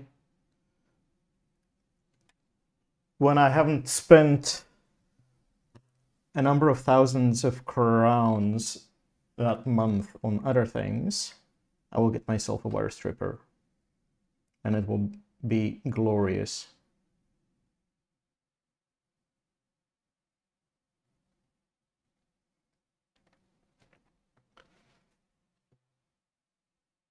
Seems like it's really either really relaxing for you or annoying sometimes. Oh, it's very, very therapeutic for me. Like, I really enjoy building something with my hands because normally what I do for a living is writing code. Or, well, not even writing, mostly just reading code and trying to make sense of it. So,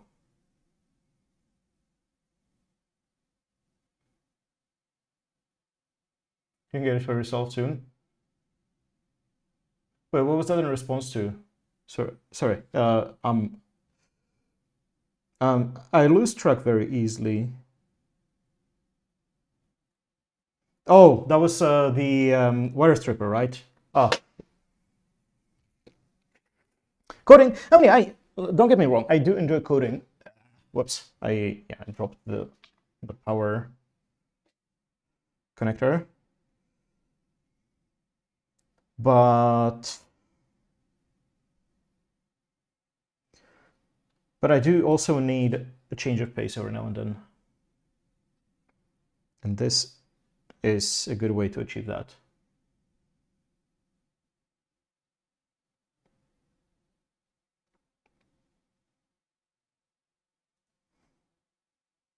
And I mean, get into coding, get out of coding just as fast. Huh. Was there anything in particular that you really disliked about coding? Because like I've been coding since I was a child.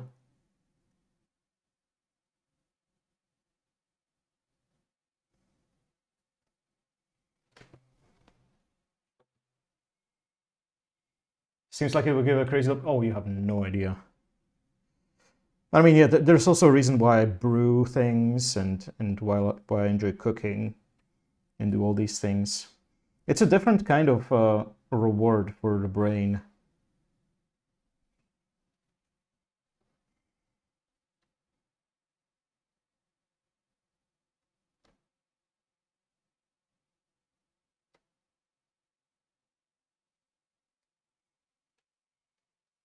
Staying attentive enough, couldn't focus on it, and we're going to flight mode and make too many mistakes.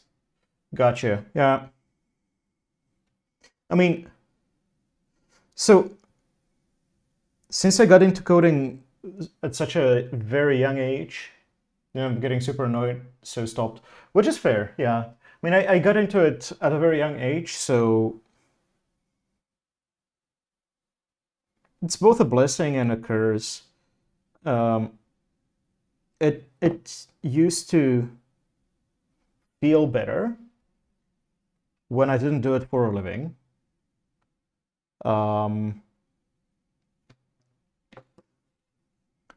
Now it's definitely more difficult.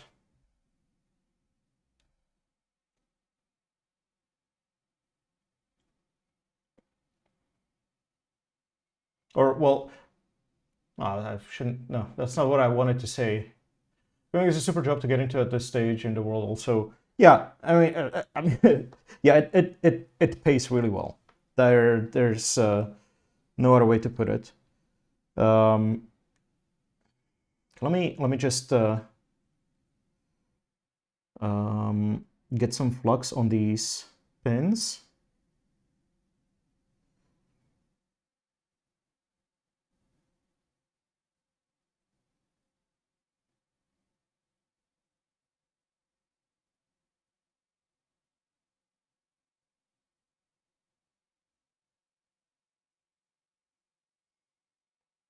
Okay, we got some flux on those. Once it's your job, it's not as fun. Yes, right. Yeah, I again, I lost my train of thought, but so I mean, it is the one thing that has been fairly constant in my life for a very long time. So it feels kind of natural. Circumstances and life have forced me to acknowledge that I'm actually not bad at it. Sometimes I'm even fairly decent. See, I'm still doing it. Yeah, I guess I'm pretty good at coding.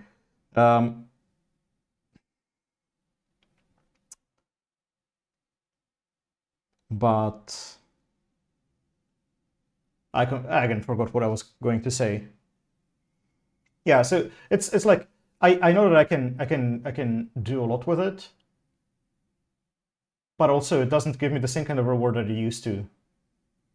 So I guess that might be what I was aiming at. I hope it was. Okay. Actually, I should tin all of these.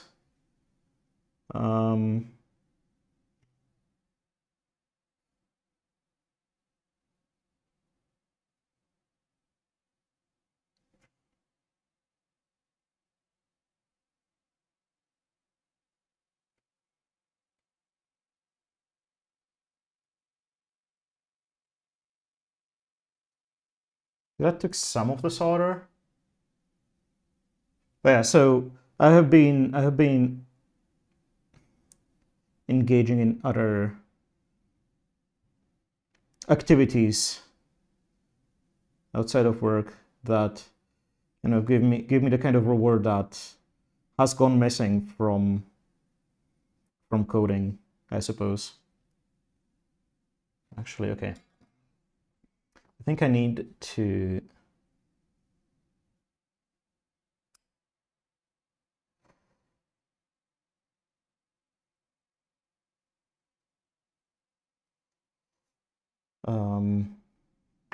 yeah, I need to.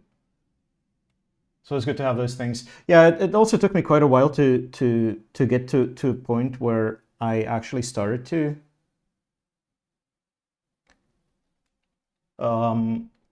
develop those extra hobbies, but now I'm really glad that I have.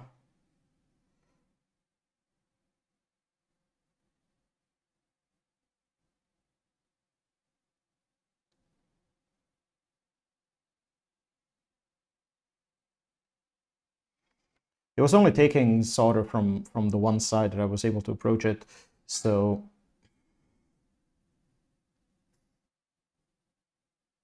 that's better. There we go. Now they're tinned all around. Let's clean the tip. I think I play too many games to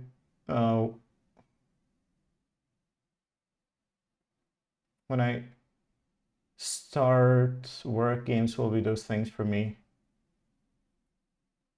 Yeah, that's fair. I mean, like my relationship with gaming has also been sort of off and on for a long time. I have always enjoyed playing games, but they haven't always been very consistent. Or like it was sort of happening in periods. Like I had a period when I was playing a lot of games, and then a period when I kind of just didn't. And ever since I started streaming, I've been like, it's been a convenient excuse for me to actually play more games.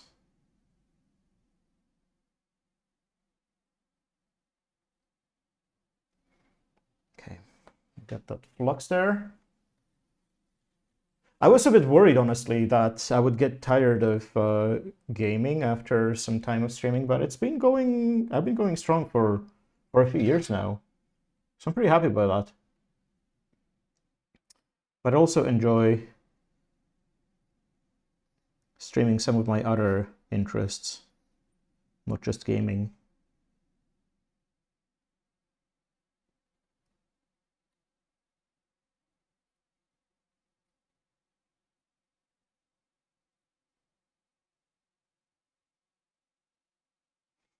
All right, that went pretty well. I think I gotta just swap games often because I know some games become super repetitive. English is terrible. No, it's not. No reason to apologize. Your English is not terrible at all. It's pretty good, actually. All right, so we have the connector pins tinned. Let's see, are they? Yeah, they didn't even get out of alignment, so that's good.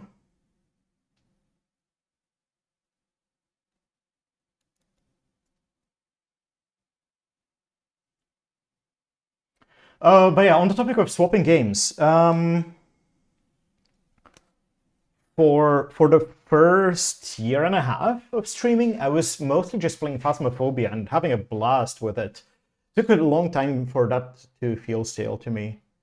And it was mostly because they changed the game to the point where it didn't really give me the kind of satisfaction that it used to. I think it's a nice switch up because I basically watch games and play games most hours of the day, so it's really cool to watch. Ah, nice. Well, I mean, if you have any questions, if you want to understand better, I'm more than happy to explain. So feel free to ask away. But well, so if you just are here for the chill and just watch something in fascination, that's also fine.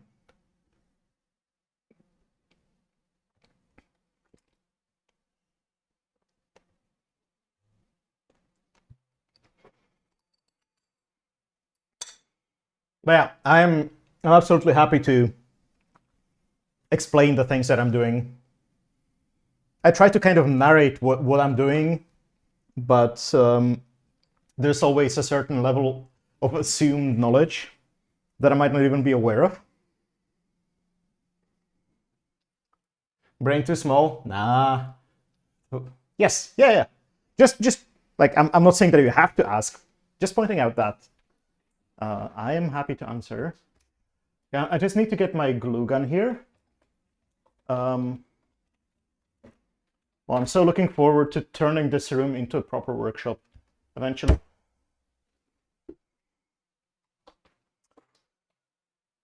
So I don't have to fetch things from obscure places. Here's my cheapy Biltema store-branded glue gun. Can I set up? Yeah. Thank you. So I have. So this is the edge of the desk. I have one of those L-shaped desks. So in that direction, I have my keyboard and mouse is here. Keyboard and screens are along that side. And then here, perpendicular, the short side of the desk, I have this workshop area. And I have a desk clamp here with a mount for a ring light and a camera. And it's perfect. Yes. I really like how this setup has come together.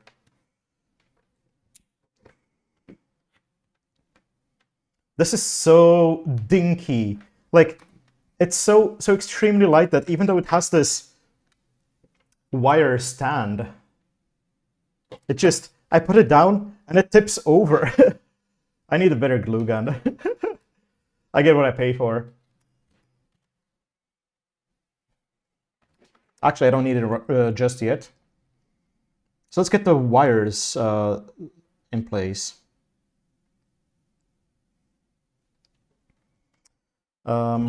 Again, let me produce the prototype. I have a lot of color here. So the prototype.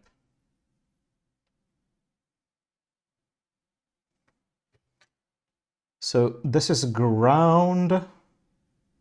This is 5, 5, 3.3. Scared of those glue guns now because some guy was working on something on the house I'm moving into and his glue gun fully popped. Wait, what does that mean? What? Popped? How? What? How? Does not compute?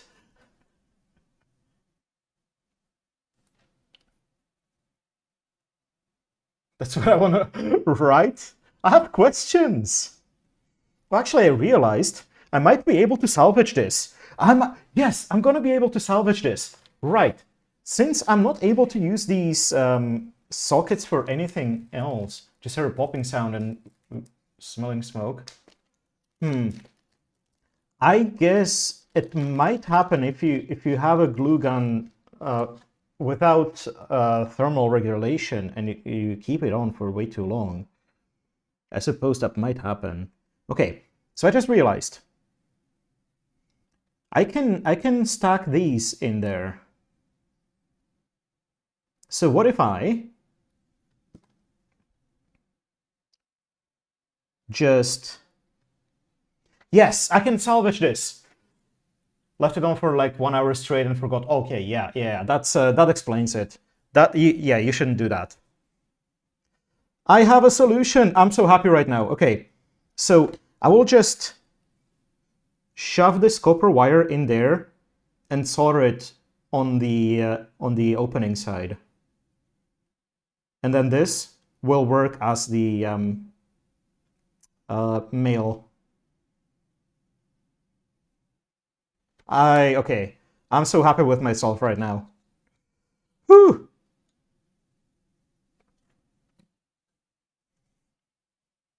That's smart, right? Because that can go into the area you couldn't get it. Yes, exactly. Like I was hoping to use these standard plugs, but they just don't fit their genius place. Thank you. So let me save these 2 segments. I might be able to use them at some later point. Cool. Well, I think I was breaking them off from this side, so let's get 3 by 3.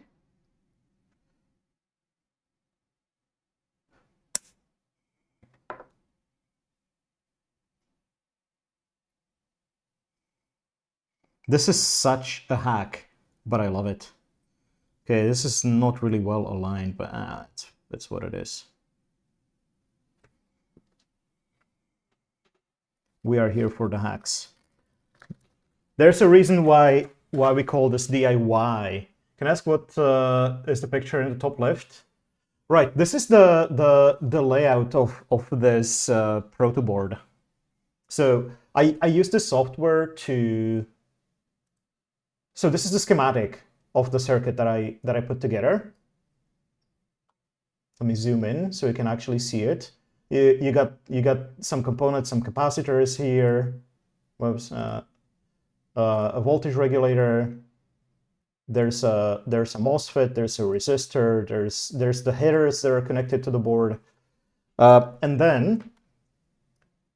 So I had to put down the schematic so that I could define which of those components has what footprint. And then I defined the equivalent of this circuit board. And I was able to shuffle around the components and create the traces so that I know what to put where and how to connect them together. It was a lot of fun. This is the first time I tried to lay out components on board. Yeah, I mean it's not a perfect layout by any means. It's just something that I kind of hacked together. But yeah, I'm pretty happy with how this has gone so far. So, all right. Let's yeah.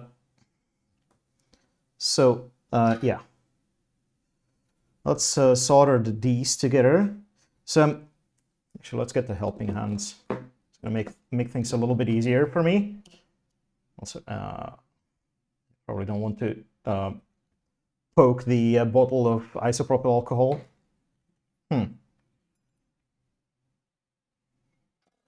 Wait, this is way too loose. So let me tighten it.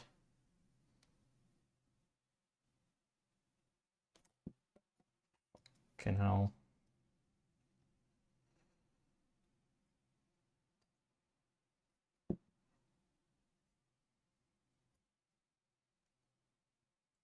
Looks like something you'd see in a proper science lab.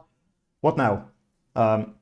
This tool, it's just a simple helping hand kind of thing. So you have these like crocodile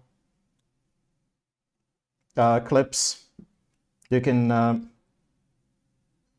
use to grab whatever it is you're working on. Oh, I can, okay, yes, I can do it this way. And it just holds it in place. So the base, this is cast iron, so it's fairly heavy and chunky.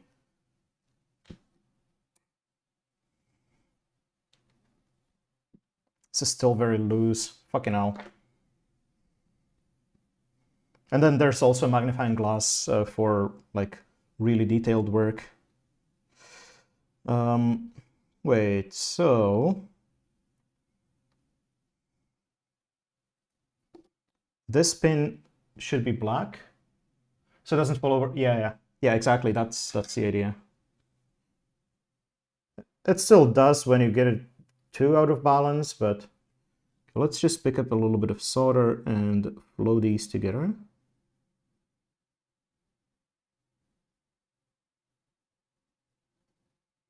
Shit.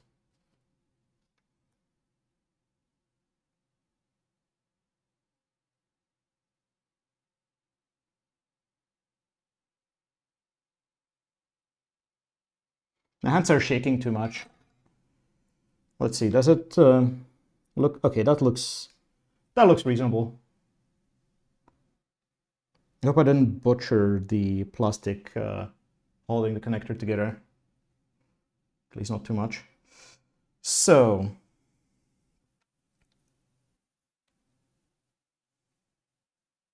we have that.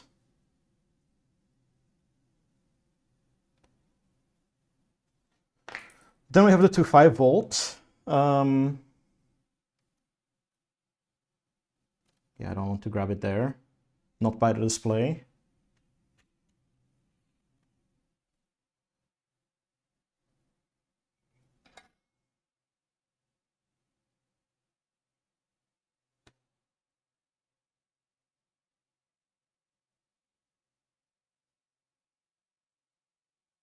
Okay, get the wire tinned. Though not all the way. Okay, that's better. Oh, I was specifically looking for wires with silicone sheathing because PVC melts so easily and the wires get nasty.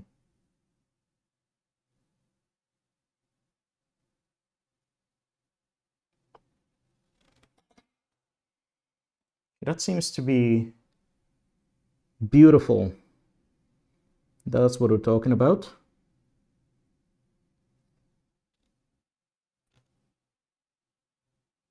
Looking good.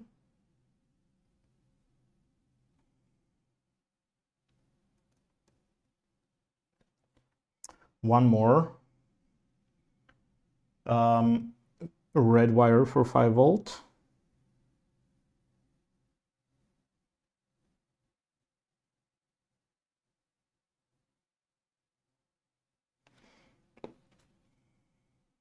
Now these wires should be tinned copper.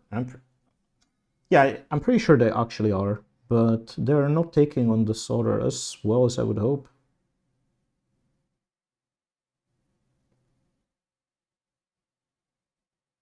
That's better. Okay, I need to still apply some flux. I think my hands would shake too much for me to be accurate with that. Oh, you haven't seen me try, because I'm still working with the through-hole components, but I have done some SMD soldering as well. SMD stands for surface mount. So if you look at, for example, this little computer board, all of these, like, because traditionally you have holes in the circuit board, and you get your component, push it through the hole, solder it in place. But then surface mount is where you just lay the component on the board and just solder the ends to pads on the board.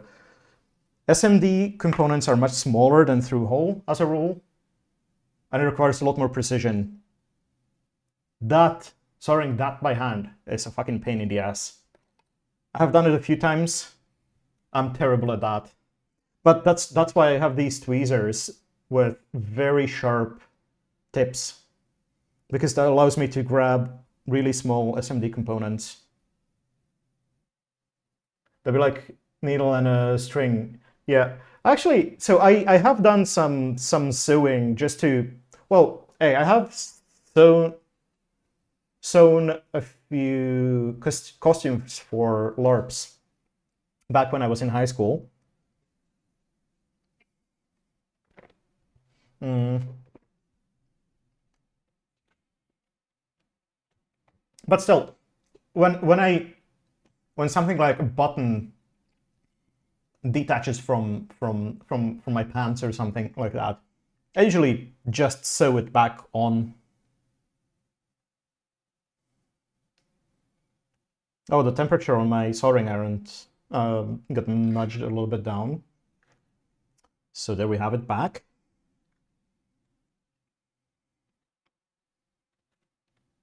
Helps with accuracy. I mean, yeah, I don't do it very often, but I think it's a useful skill to have. Although these days most garments are made with riveted buttons and that kind of stuff.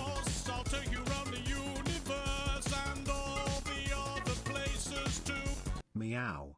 Meow! Crazy! Let's go. Welcome in, welcome in. How are you doing?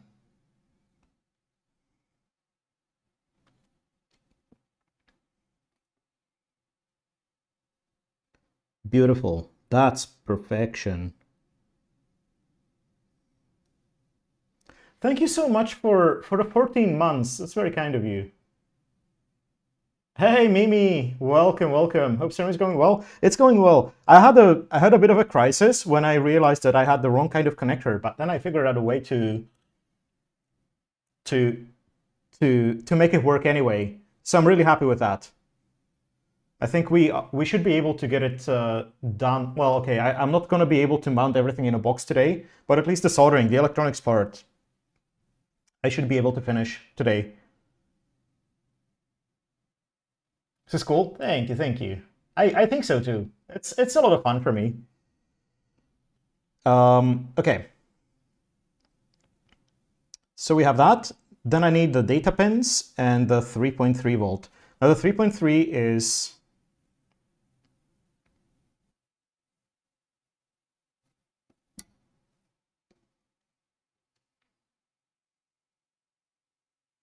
here at the end. Okay,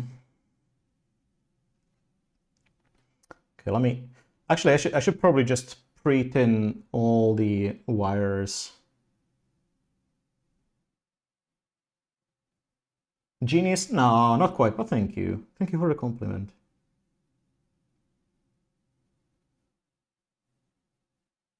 I'm just a cucumber with anxiety.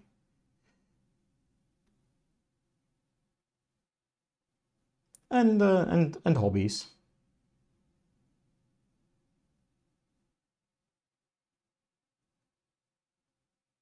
If you're wondering what I'm doing right now and what is this? This is a, well, technically an emulsion. It's a mixture of rosin, isopropyl alcohol, and glycerol. And the reason why I'm applying it to the pads is this is a simple flux. Also, hey Lil, good morning to you. How have you been? I'm sorry I haven't been able to drop by your streams lately. I hope you've been doing well.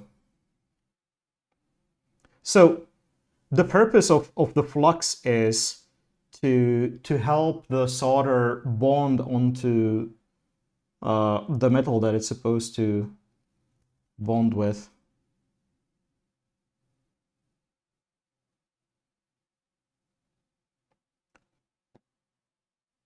You good? How's you? It's okay. All been busy, no stress. Yeah. I'm making a magnetic stir. Hopefully you'll be able to see it if you stick around a little bit. But the basic idea is an old computer fan that whose fan blades broke. I removed the rest of them, glued some magnets on this. There will be a lid on this box, and then I can put an Erlenmeyer flask on this with a magnetic stir bar, turn it on, and I want to be able to regulate the speed of the fan. So the stir bar will stir the contents of the flask. It is sort of lab equipment, and the reason I want to have this gadget is to cultivate yeast for my brewing. Just ordered a new chair to make programming more ergonomic. Lol. Nice. Something Pillow Ford would be superior. What kind of chair? I'm kind of stressed because I do want to get myself a better chair, but choosing a good one is such a hassle. I'm just gonna pick up some of these loose bits of solder.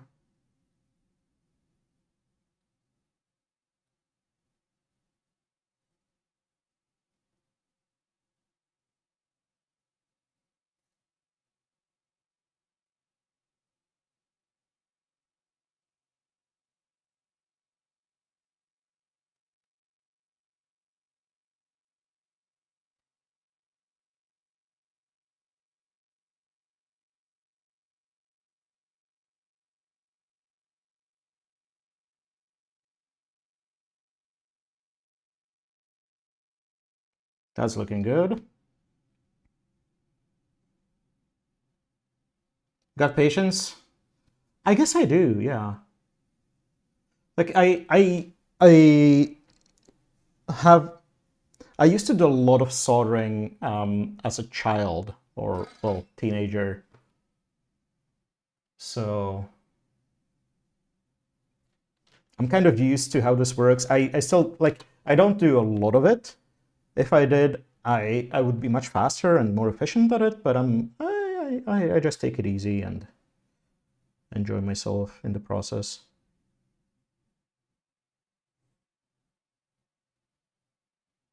I think these wires are wicking up a lot of the flux.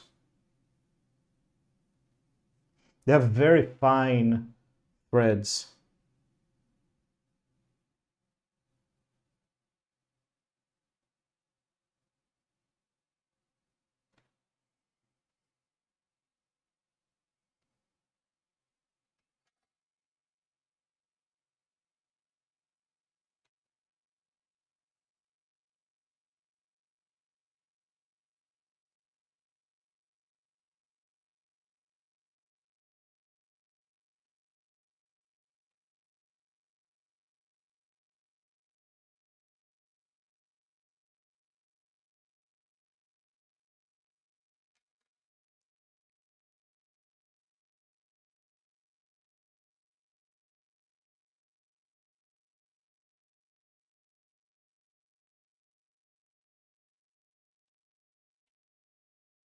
Of course, this is Cell Dweller.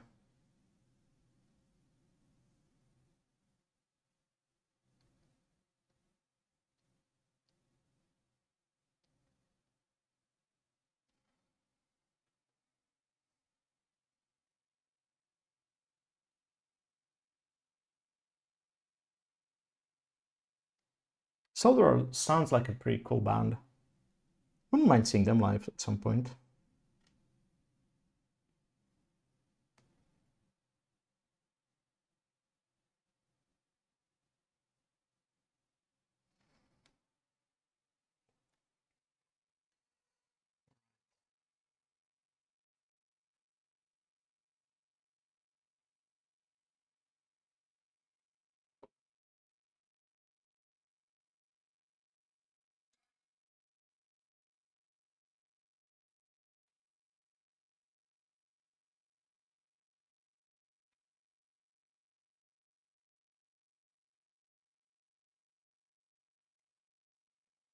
Let's get these wires tinned.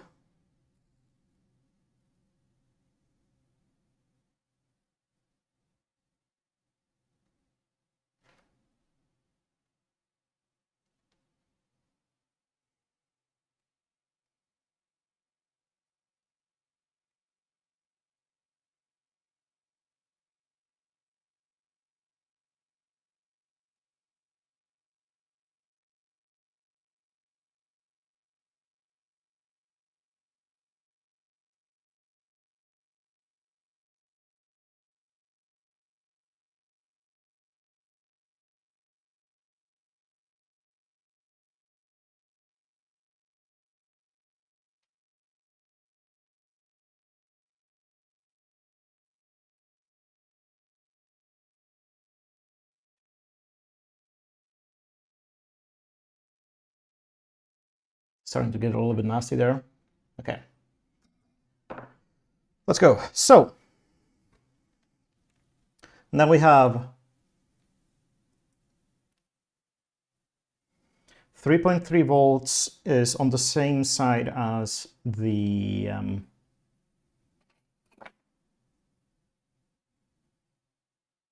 5-volt supply.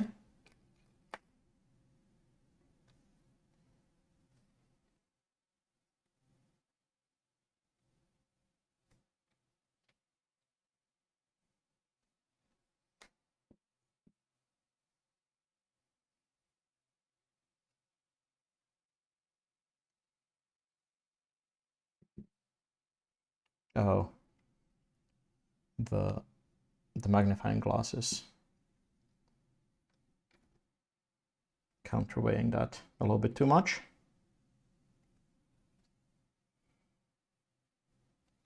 Let's get this shit a little bit more stable.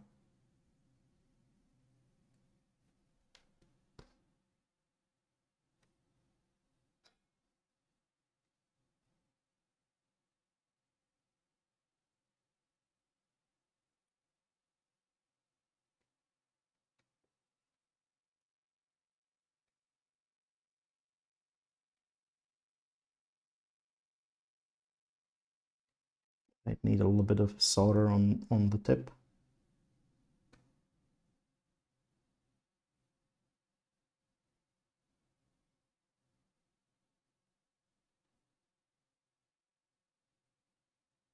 To help this flow together.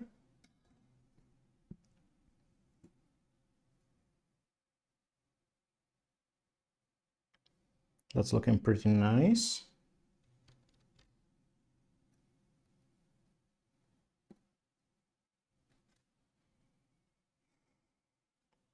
And then, I mean, the order of these two doesn't really matter. They're both data lines. I just need to make sure to put, okay, so if we go with the green on the middle pin, then it needs to be green on the middle pin on the other side as well.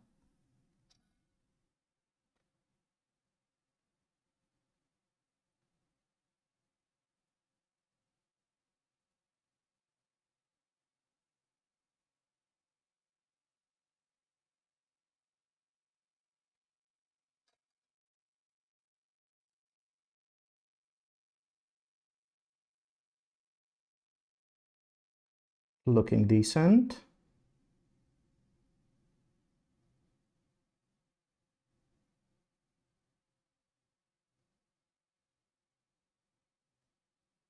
And the final one.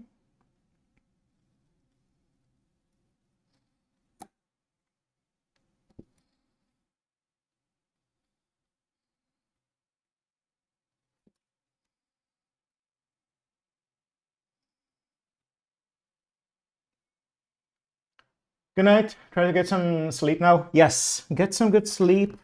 Thanks for hanging out. Appreciate you. Sweet dreams to you.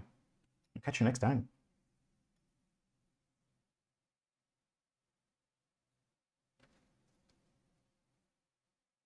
Thank you, thank you. I will certainly do my best.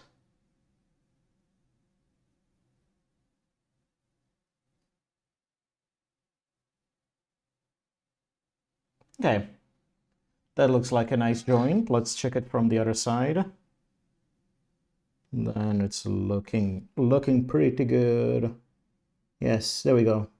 So now I want to hot melt glue this together. So let's fire, or maybe, actually no, no, I don't want to hot melt glue it just yet. Let's get the other side of those wires set up. I also have a little bit of heat shrink here, which I think I will just slide on to keep the cables somewhat organized.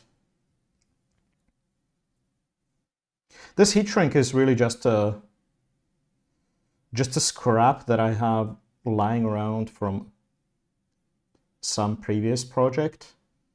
I don't even remember what I used it for. I just noticed it was lying on my desk for who knows how long.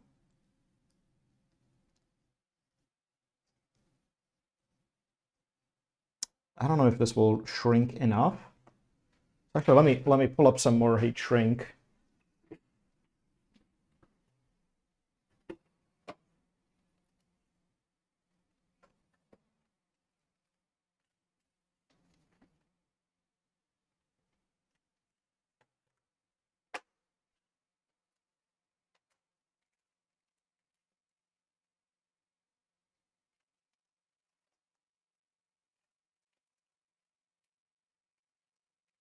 Wait, are those all that I have? I guess it might be. Okay. So then this would be the narrowest. Wait. No, this cannot be everything. Pretty sure I had some more. Because these are very thick. I had some thinner ones as well. This is also smaller than that. So where did I place the rest of the heat shrink? I wonder.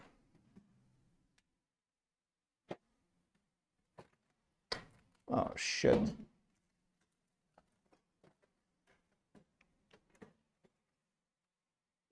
Oh, here they are. Okay. Further in.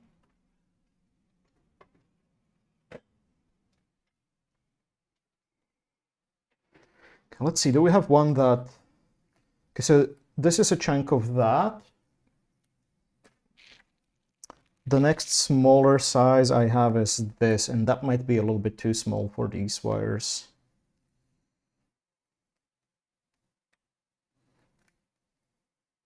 Actually, no, it's not. Okay.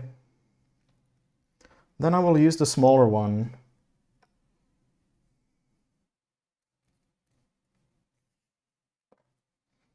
I don't need much.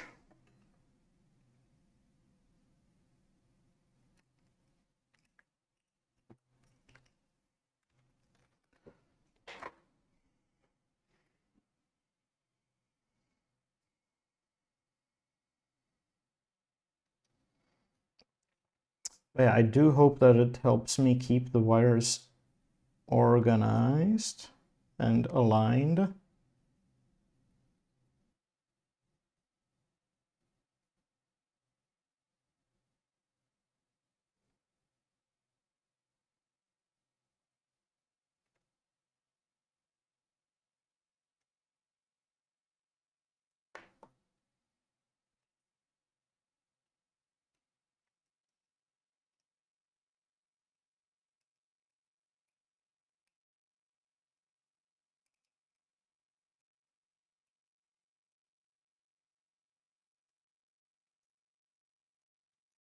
There we go.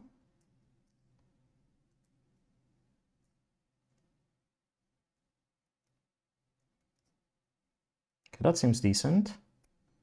Let's see. Okay.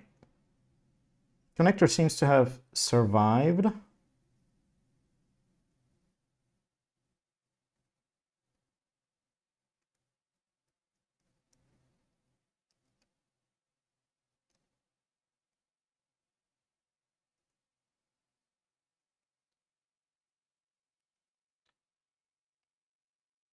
I don't want to disconnect it again because that could spell trouble.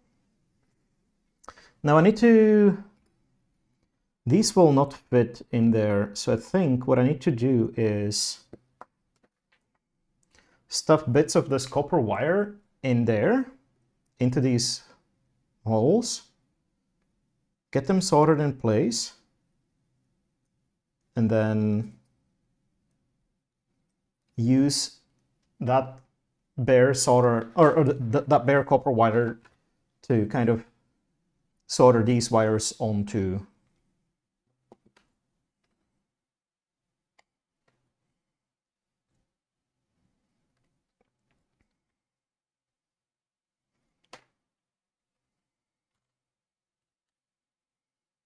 So I'm gonna need to, again,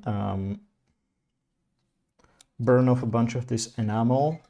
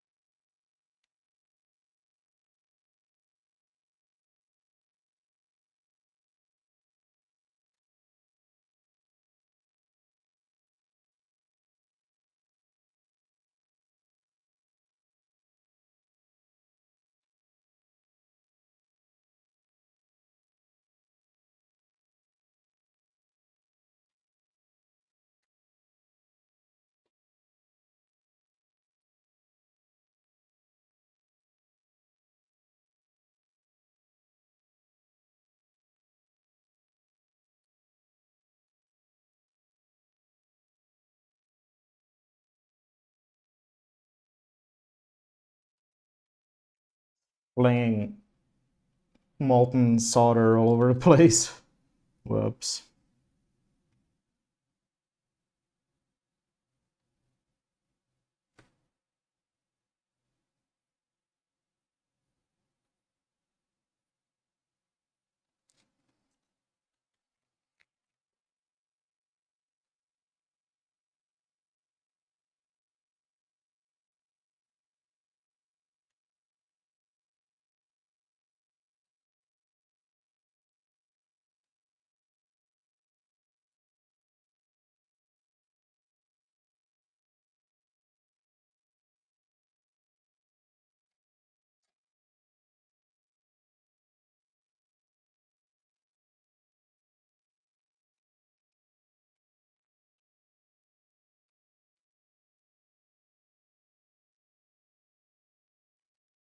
Doesn't seem to be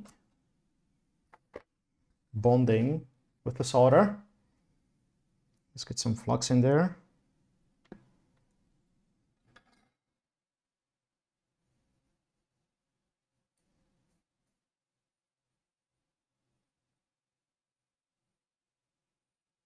There we go, that's better. That's a lot better.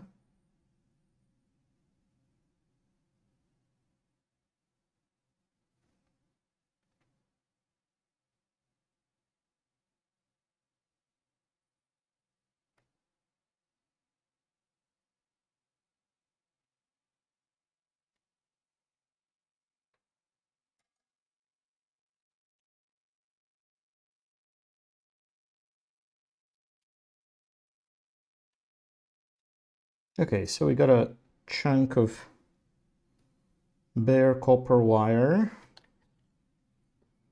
No. I feel like I'm gonna need to be very careful here, because this tiny bit of dinky plastic is probably gonna be very prone to melting.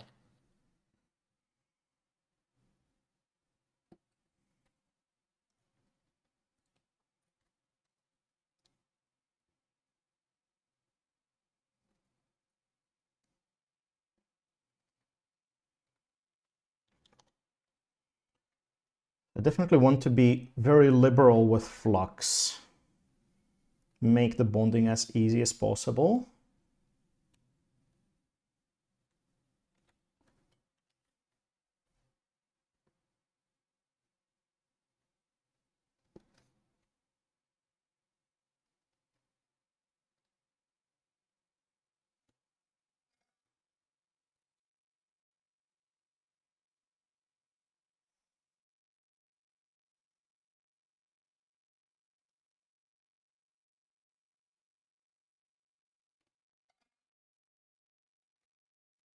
I don't see if it, well, it does seem to have worked.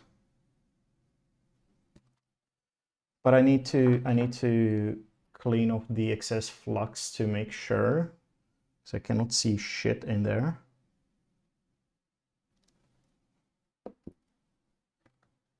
But this seems to have gone pretty well. It's almost like these holes are meant for soldering. I have no idea what the idea behind this is, but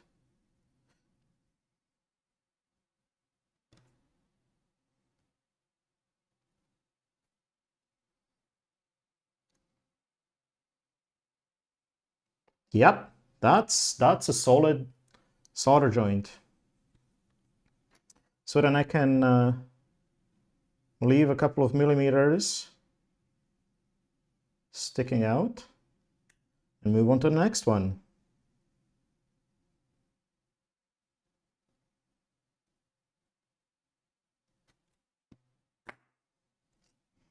Although I do feel like I used a little bit too much flux there.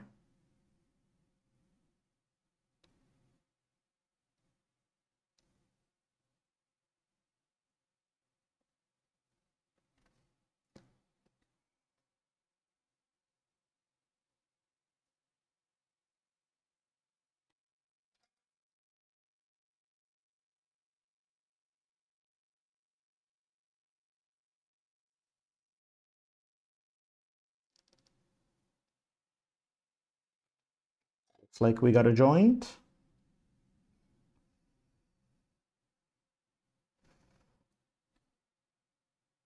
Yes, indeed. Nice and clean.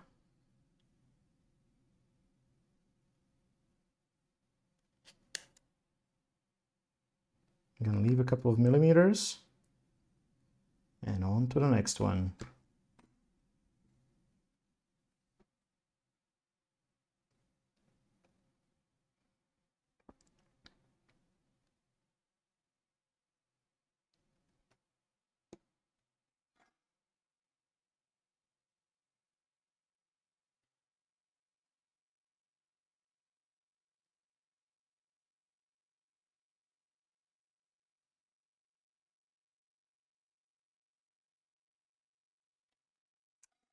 Beautiful.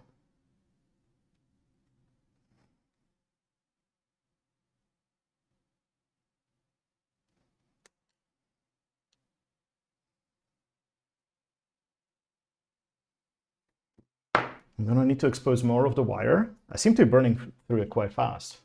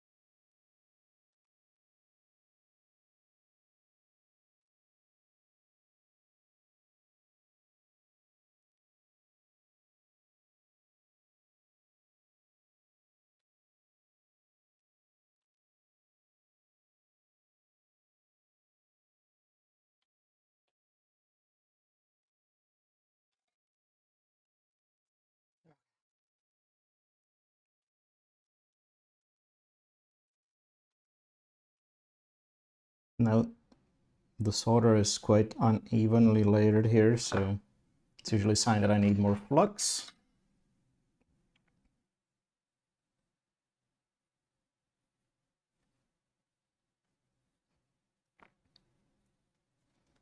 Now it looks beautiful.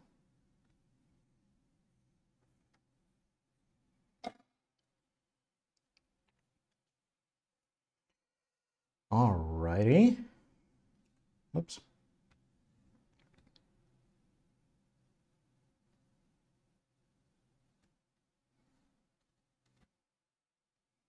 I think I need to shake this a bit more.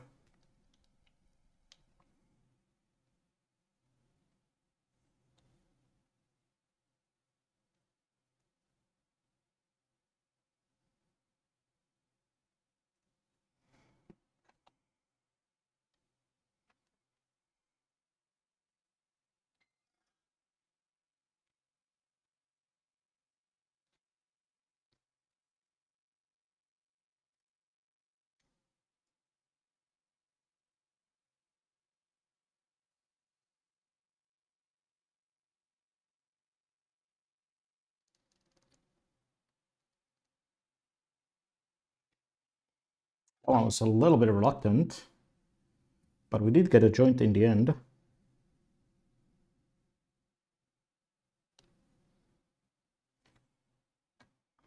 So I'm not going to question it.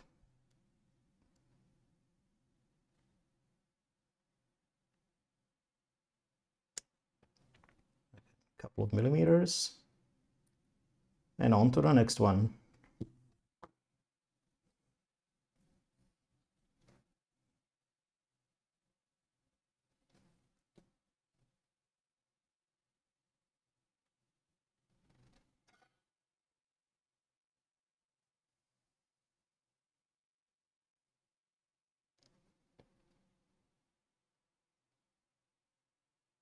That's very nice and clean.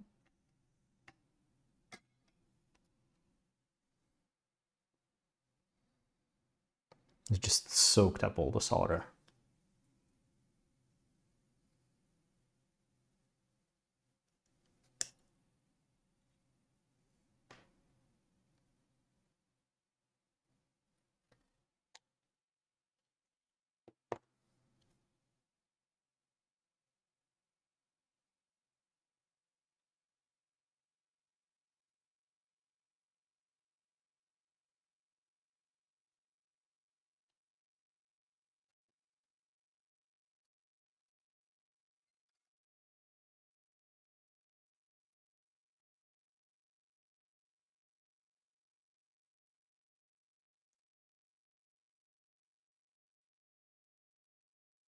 Nice and easy.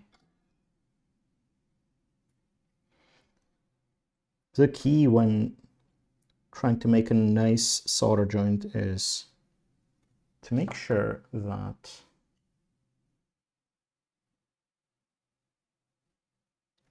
you are contacting both surfaces that you want to join with the tip of your soldering iron.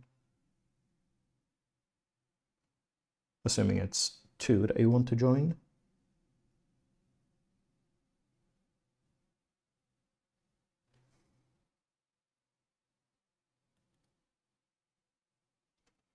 You just double check that this will.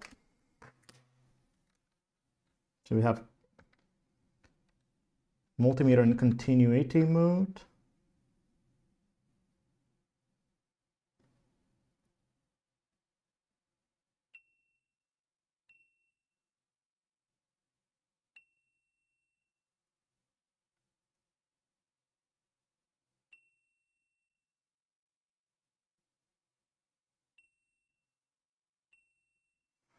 Just want to make sure that there's a good enough connection.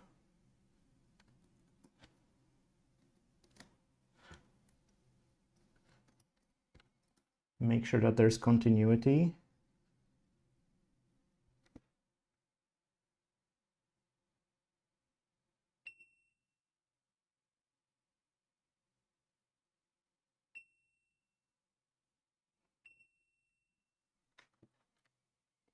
There is. Okay.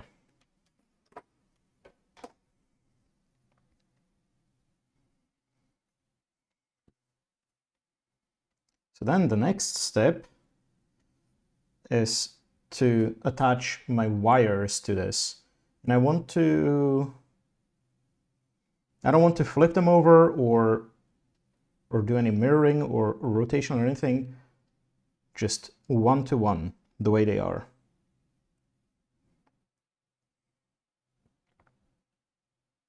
So if we start on this side, the blue, green, and yellow like that.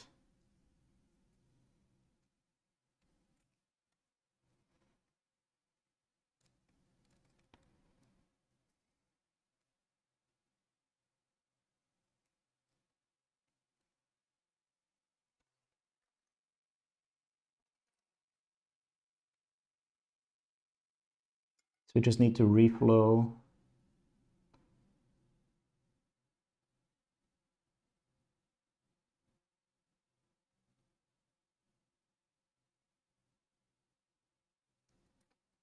Which means just briefly touching the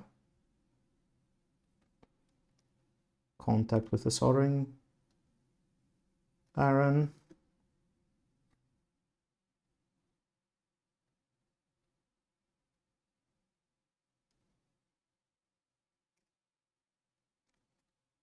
Then 3.3 volts.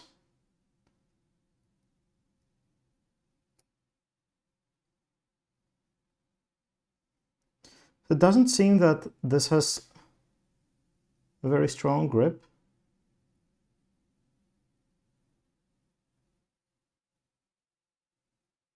But it shouldn't be too big of an issue when this connector is going to be enclosed in the housing. So, okay, we got, oh,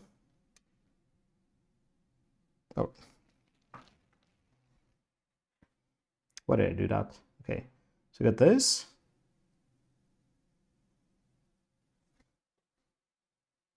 Those joints are looking clean.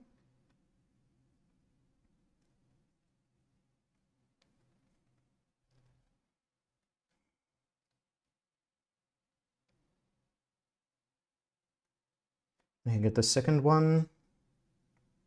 We're going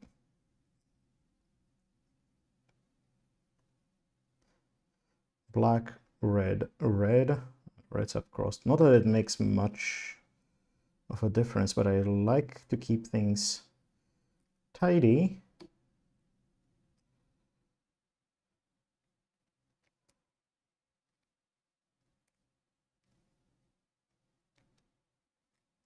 There we go, that's better.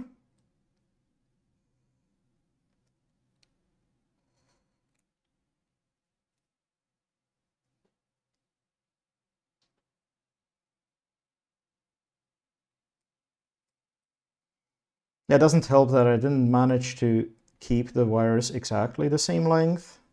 It seems that the blue one is shorter slightly, but it'll work out.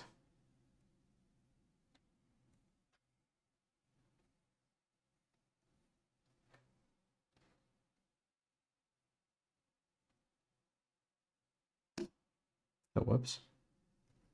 Uh-oh. Oh no, that's a cap. I thought I dropped a solder. Okay. Holy shit, imagine if I ripped off a cap from the board. Looked like a solder blob. Woo! I should not be allowed around computers.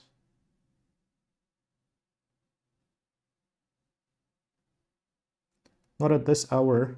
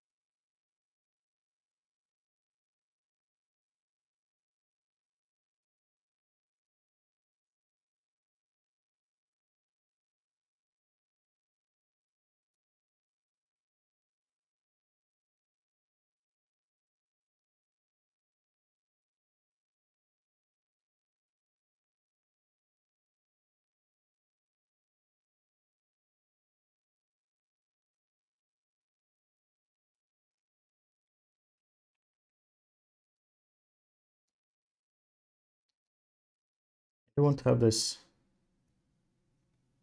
plugged in to maintain alignment. Fuck.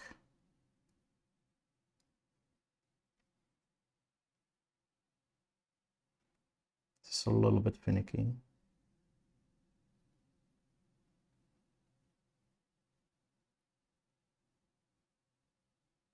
Okay, that looks like a decent joint. Yeah, that's very good. And the final one.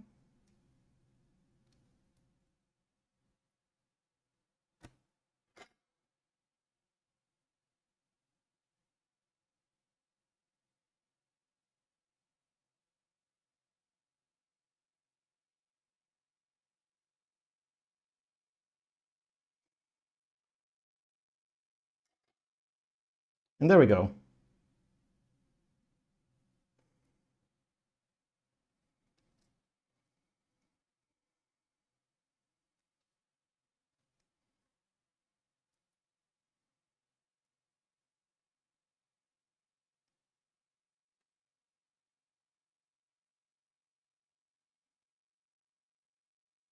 Oh, this flipped around.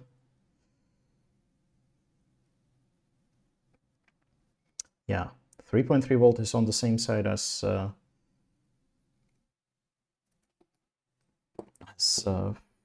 5 volts. So now I'm gonna need to keep this in place.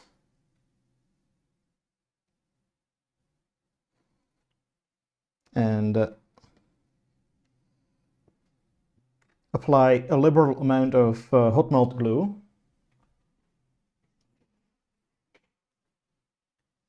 To get it fixed. And the same thing on the opposite side.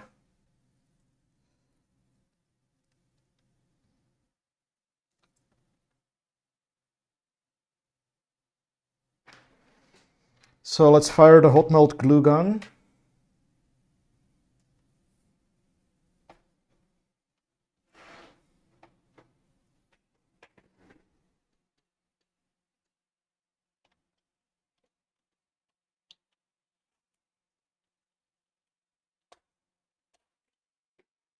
You'll probably get a power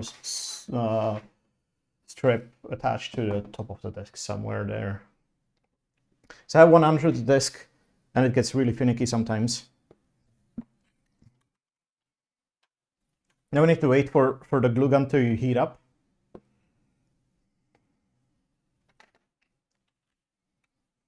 In the meantime, I can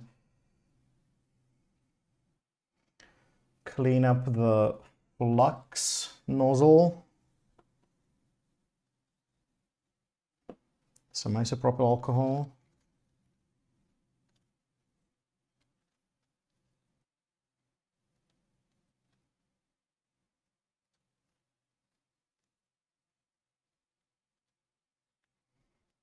There we go. It's nice and clean.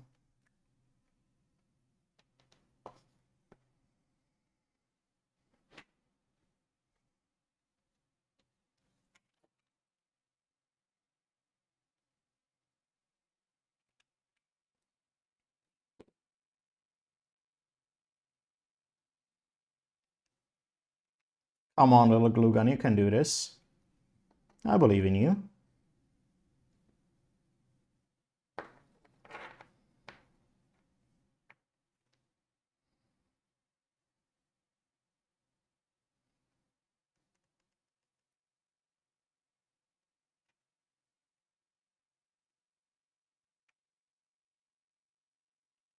Okay, and she's off.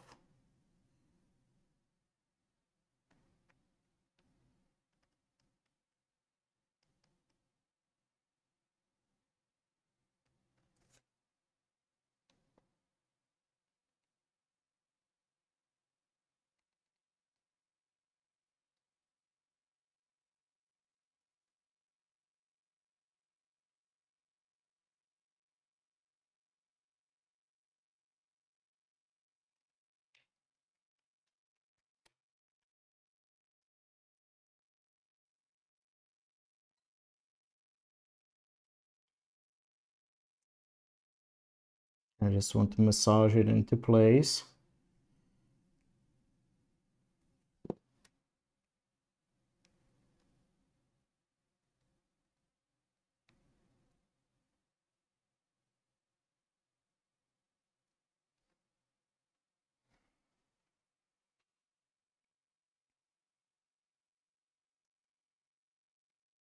Yeah, it's not very clean, but hopefully it will hold. Can try to get it a little bit remelted.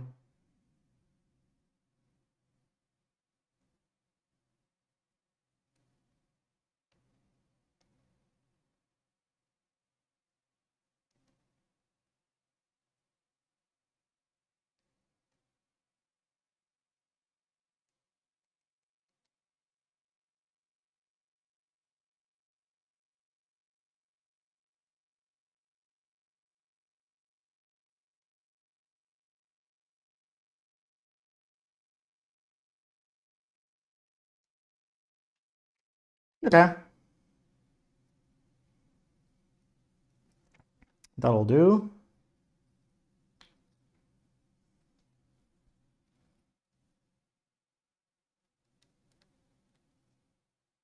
Beautiful. And then the same thing on the other side.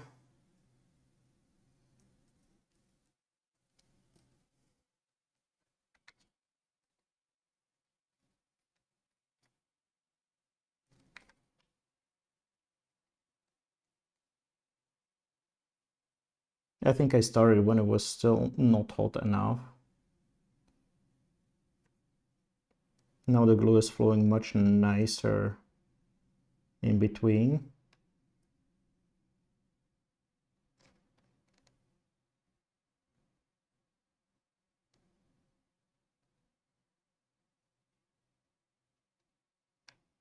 That's what I get for being impatient. Okay, cool. I think that's all we needed from the hot melt glue gun. I'll let her sit on, oh, whoops, sit on the silicone mat. I should have been a little bit more careful to let this cure.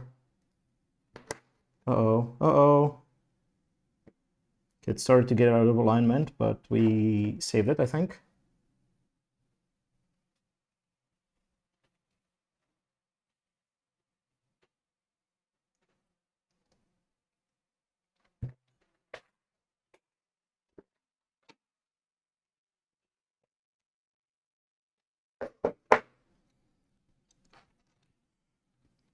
Okay, so look at that.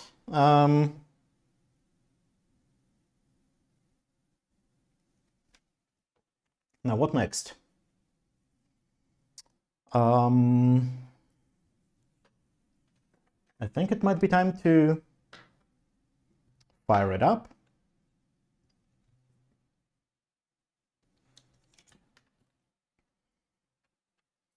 So we just need to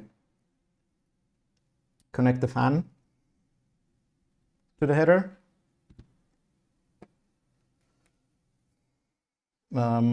Hook up the potentiometer.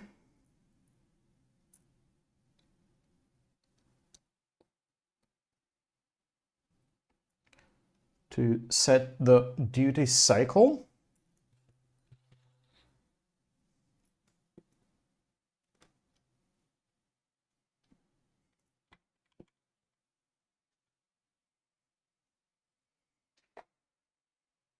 And now, okay.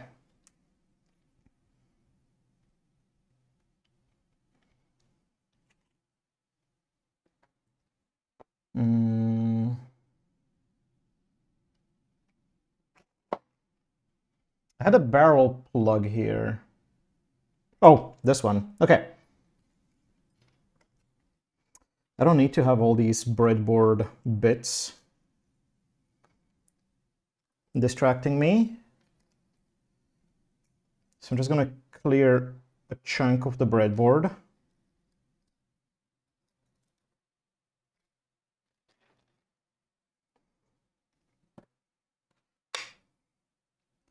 Now, will this make a connection?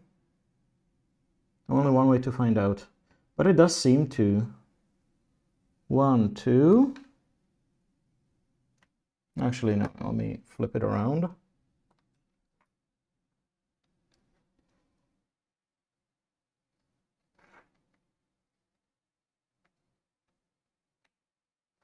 Okay, that put up some resistance, so I think there's going to be a decent connection.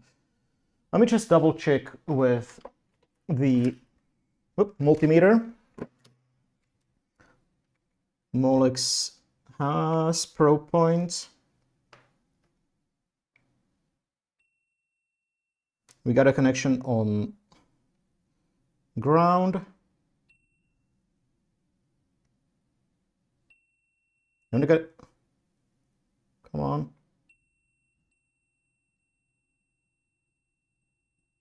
And we got a connection on positive.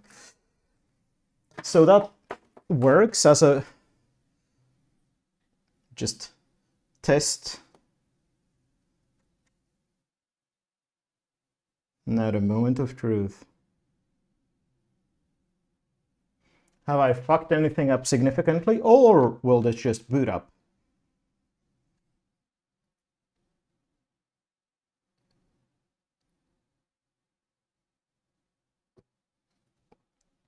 So got that connected, and let's get the power on.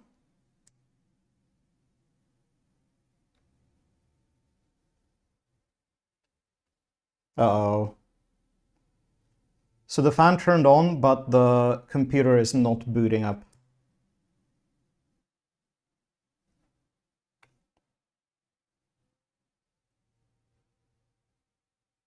Yikes. Okay.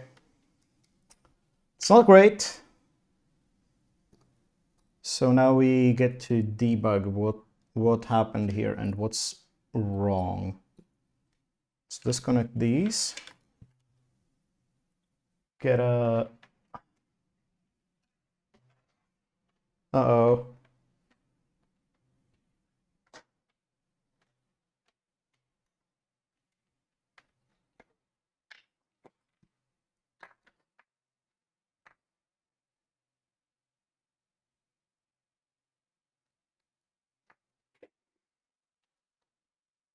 So let's just see.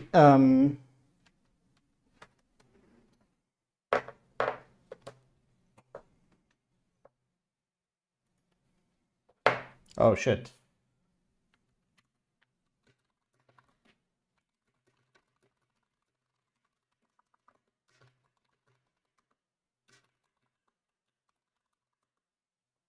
Let me see if the Raspberry Pi at least gets detected.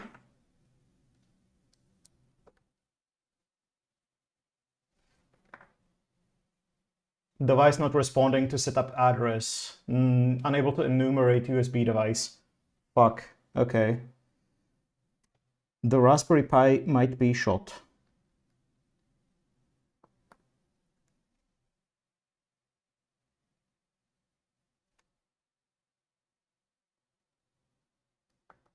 Oh, fuck. Okay. Raspberry Pi is dead.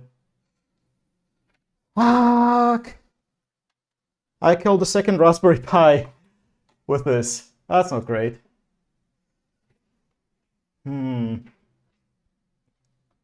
So I felt that as soon as I plugged it in,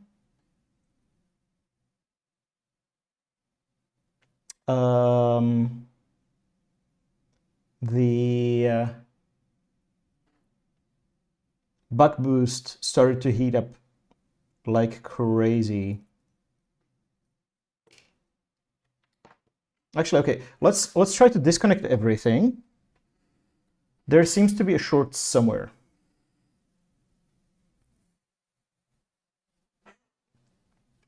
Maybe it's not entirely dead. Maybe I made a mistake somewhere else, but we could diagnose.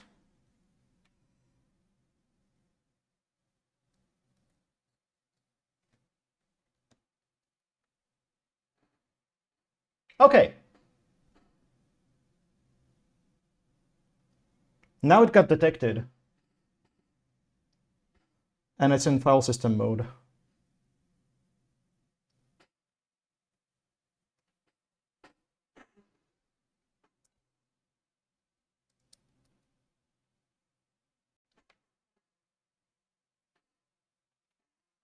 So, board is not dead. I made a mistake somewhere else. Let's see. No.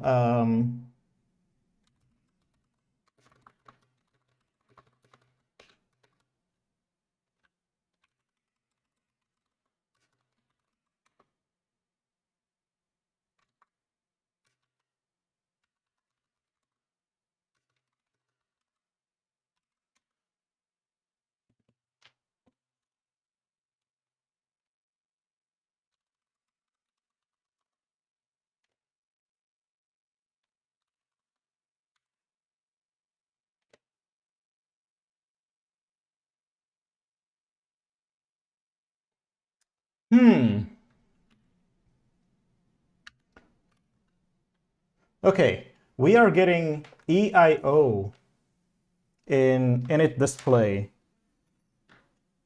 Oh, okay, that makes sense. The display is not connected.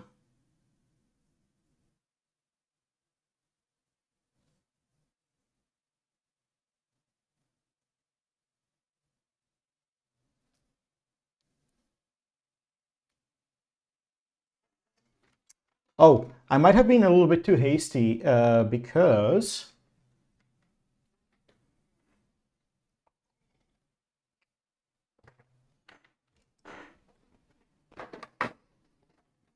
I didn't check all the connections on the display cable.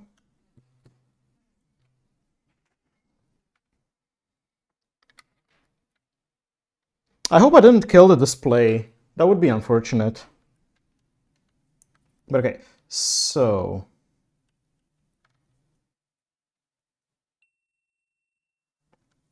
we have ground.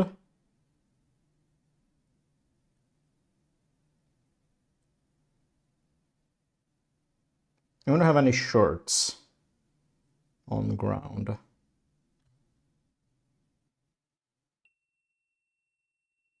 We have SDA.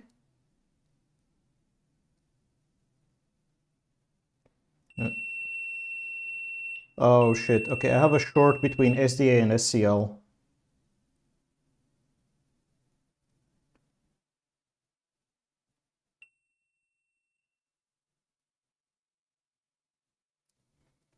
Wait.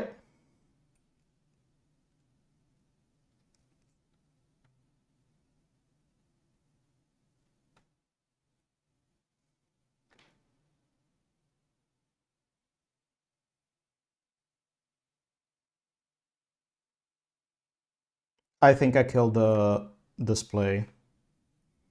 The fuck?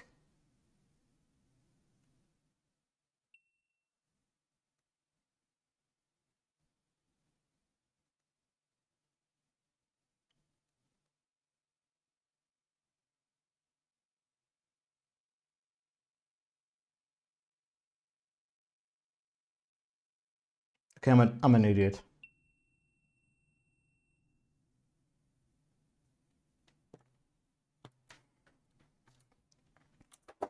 Why? How? Oh, why? Why am I like this? I had this plugged in the wrong way around.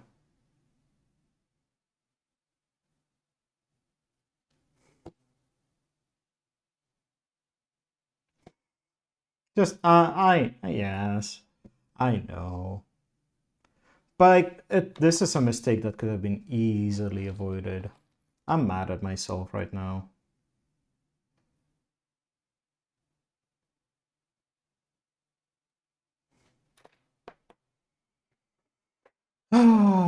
Okay. Let me just double check.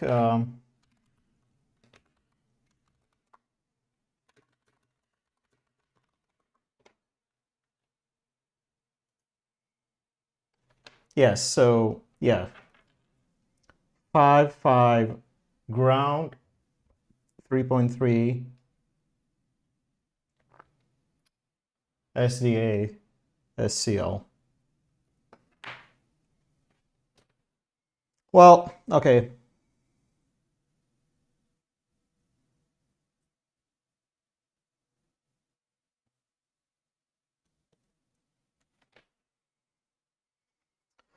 We'll see if the display still actually works or not. But if this is what kills the project for me for today, I'll be mad.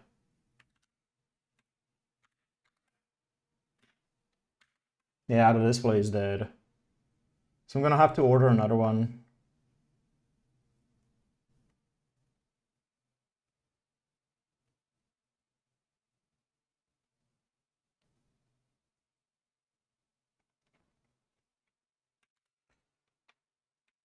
Okay.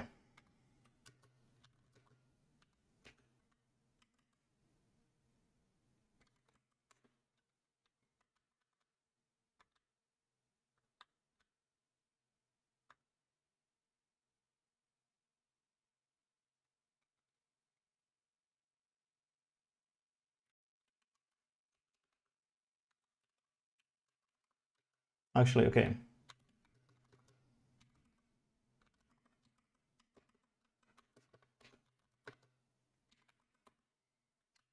Can I get it to run without the display at least?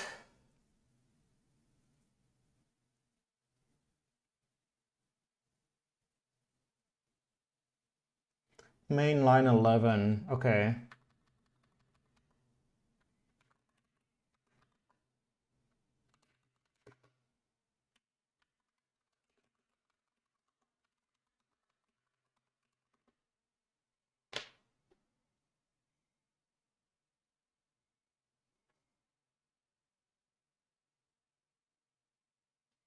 At least we will have the flashing LED. Should be going? All right. Have a good night. Sleep well.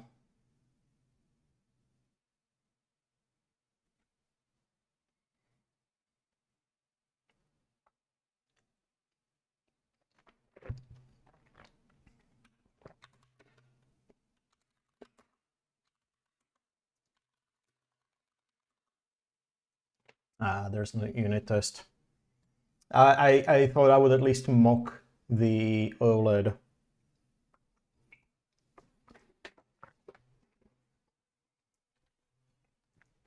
Thank you for the care package. Have a good night.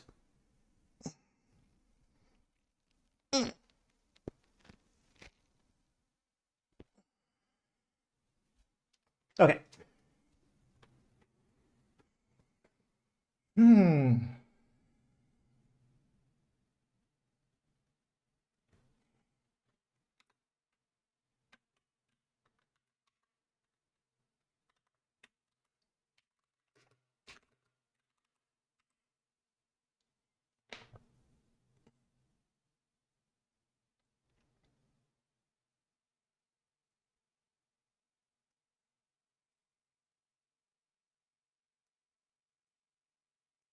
What do I actually need to mock out? There's not much.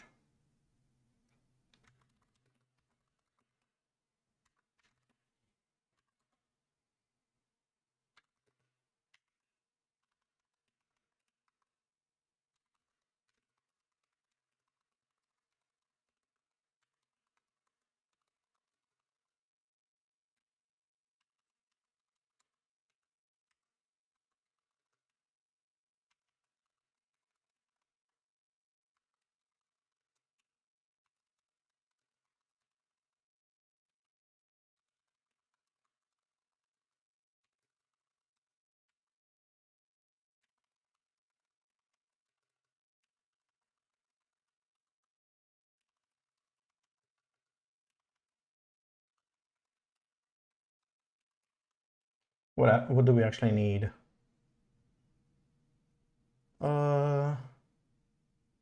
Yeah, we need to call methods on it, and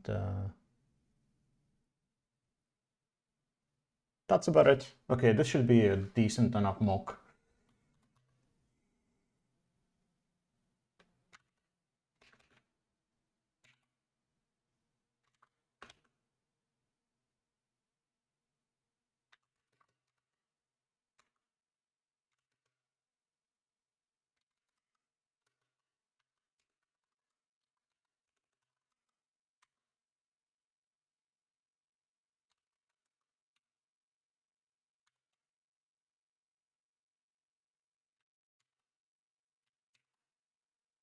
Oh.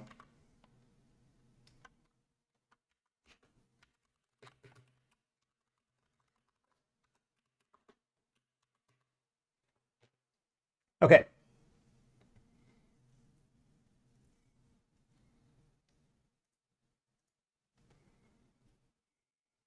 Forgot to...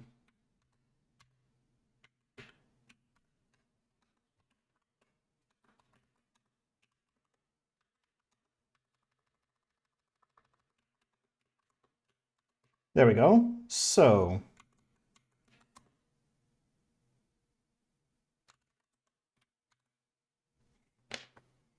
Okay, it's flashing. Oh, how unfortunate.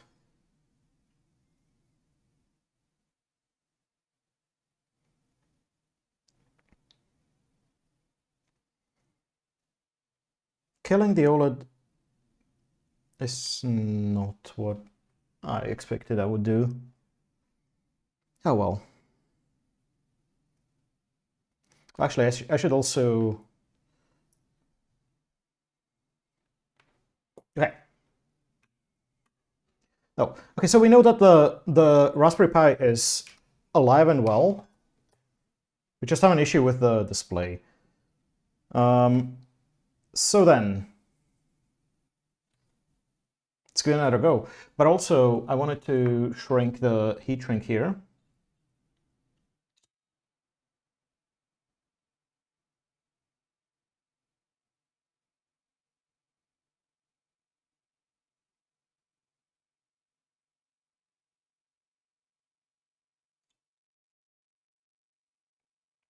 Would be so nice to have a heat gun, or even better, hot air rework station. Oh, okay. Goals. One day when I'm all grown up and rich and don't know what to do with money, I will get myself a hot air station. Because I'm a bit scared to crank up the heat too much on the heat shrink. In the past, I have overdone it. And then they get all nasty.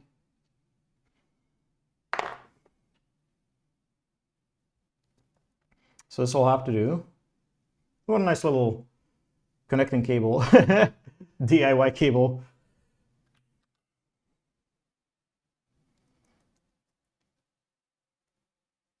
It's a little bit loose in some spots. So don't want to overheat the lighter.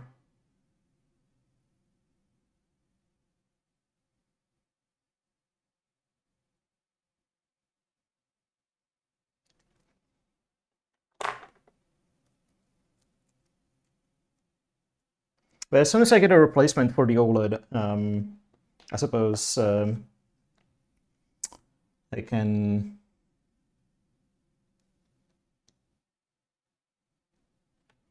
put everything into the box. So let's do another test run and see if the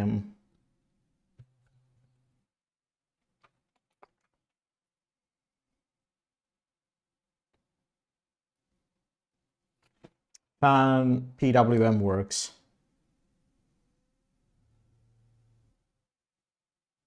Okay, PWM works. So at least have that.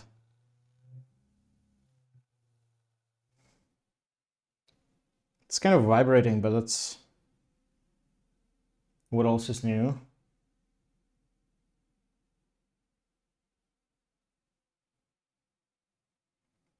In hindsight, I'm glad that I implemented the flashing LED.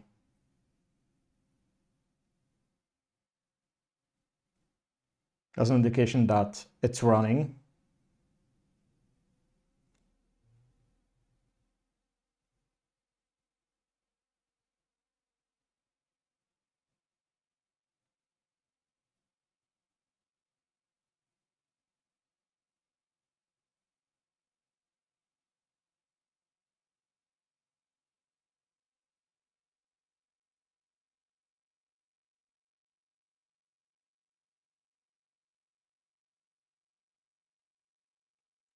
Seems to be a decent delay between me turning the potentiometer and the fan settling on the matching speed, but that's fine.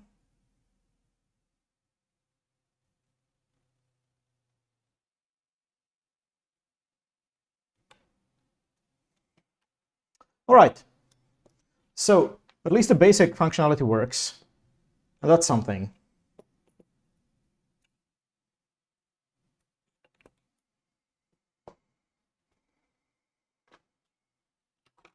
I wonder, should I start building it into the box, or it's midnight. Maybe it's better if I leave it for another day. Is there anything that I can salvage from here?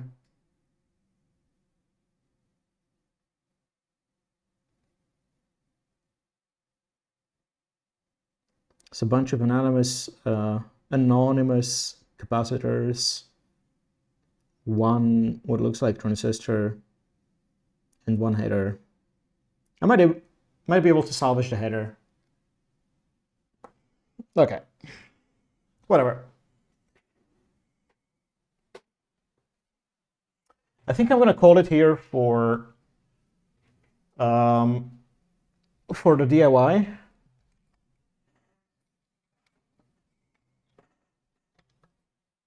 What a mess. I'm really sad that I killed the display, though. That is unfortunate. And the way I killed it was by putting 5 volts into the data pins. Both of them at once.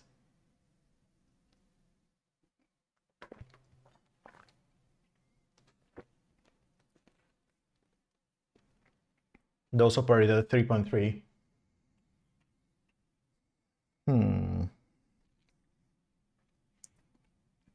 I'm actually thinking I might want to grind down some of these screws a little bit, make them cleaner. Because I really want to try out my new Dremel-like tool, the Bosch branded multi-tool.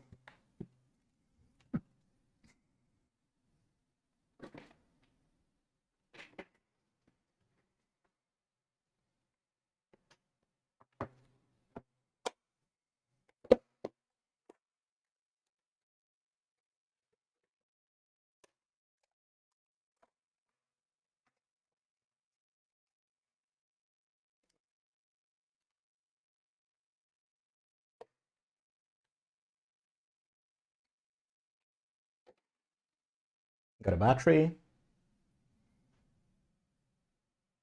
So do you think it would be nice to even things out a little bit?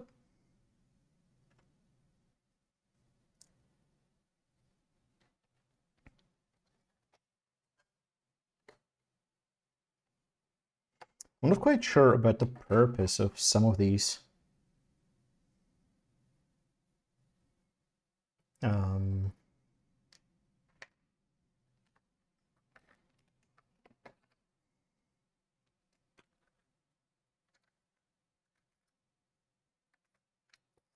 Tools that came with it.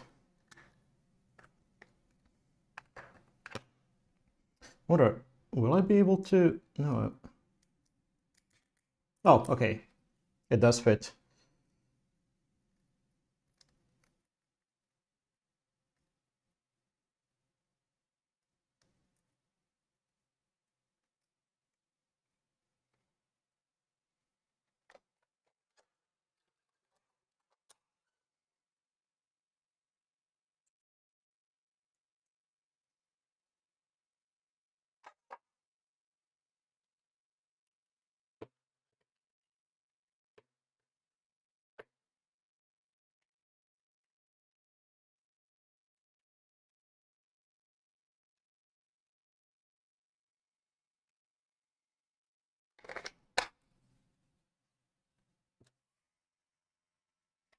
Ooh, let's go. So I want to, grind down these.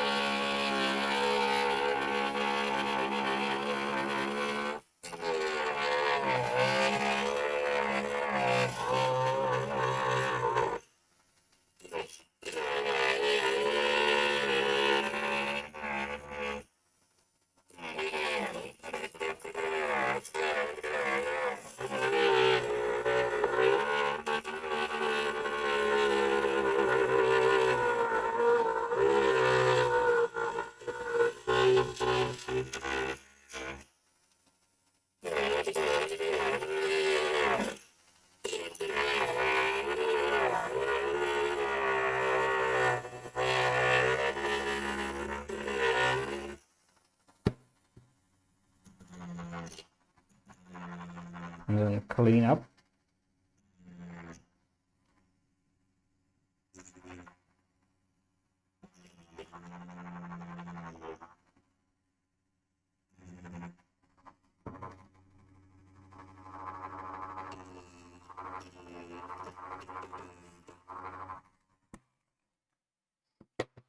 This works really nicely.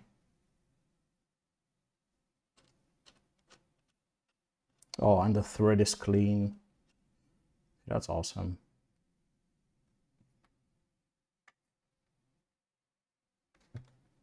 It's a little bit sharp, but I can...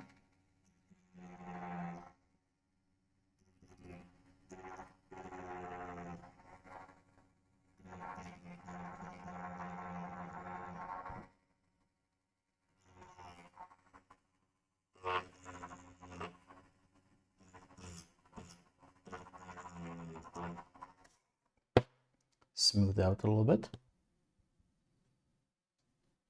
Oh, this is nice. Okay, so the Dremel-like tool works beautifully. Pretty happy with that. Does make a fair amount of dust, but that's to be expected. But yeah, we can definitely work with this. Let me get a microfiber.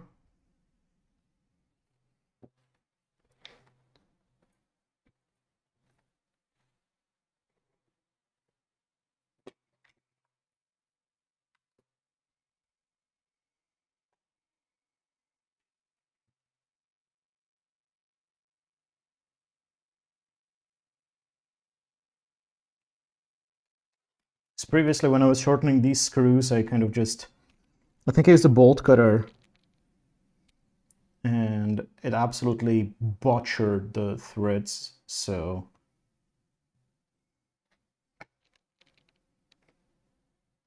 this is much nicer.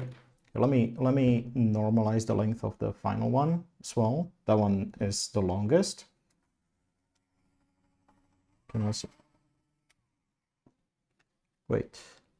Do I have the wrong battery? Yeah, I have the wrong battery. Let me get a better one.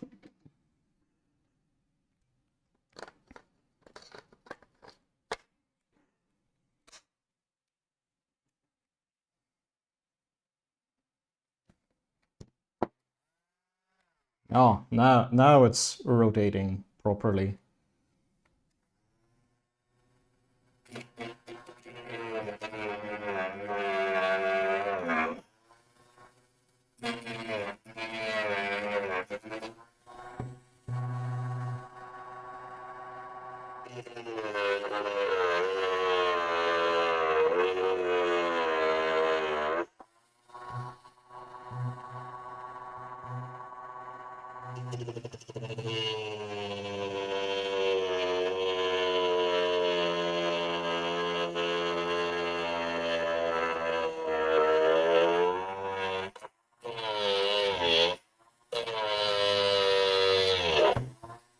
That works.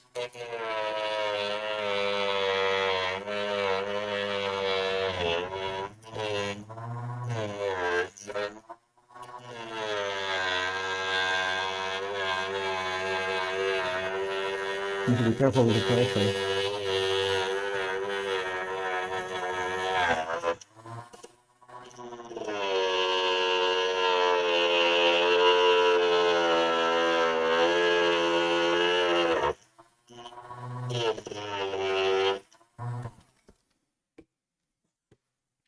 Get a bit of the screw pinned off. Whew, got pretty hot. What I thought.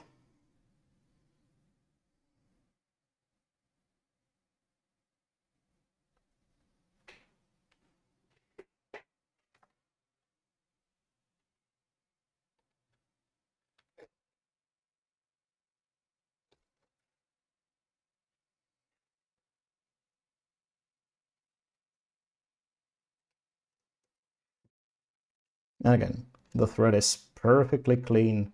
Nice, nice, nice, nice, nice.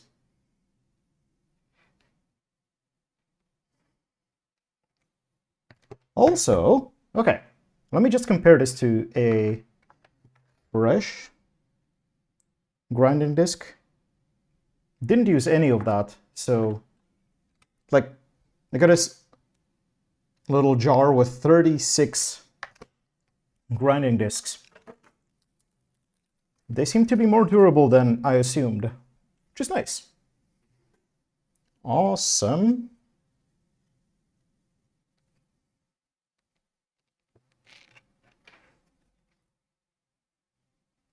Let me just clean this up a little bit.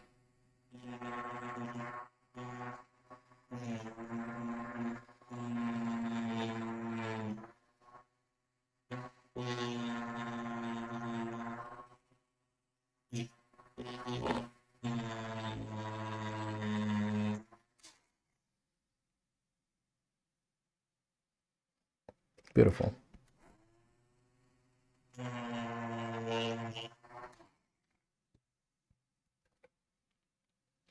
Oh, I'm gonna have a lot of fun with this tool. I can already tell. So this is what we will be using later to carve openings for things like the switch, the connector. Actually, no, for the connector, I'll probably just use a regular drill.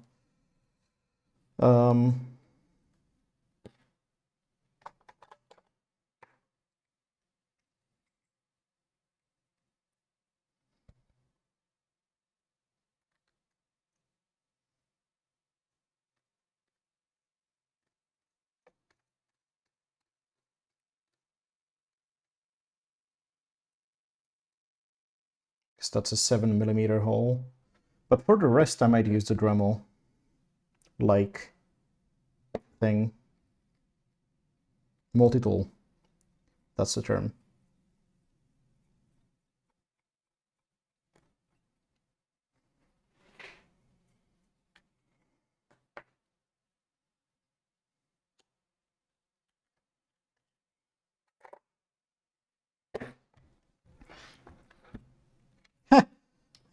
I got caught.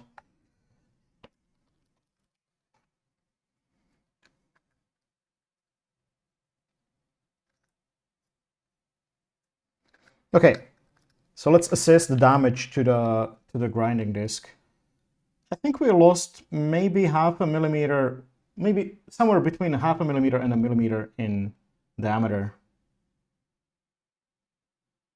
Or, no, in radius. So in diameter, a little over 1 millimeter, I guess.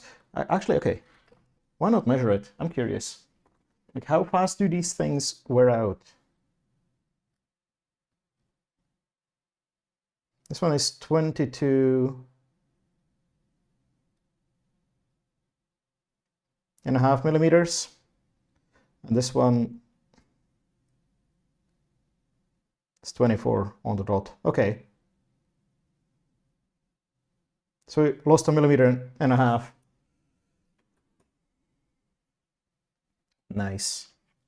Ah, fucking hell.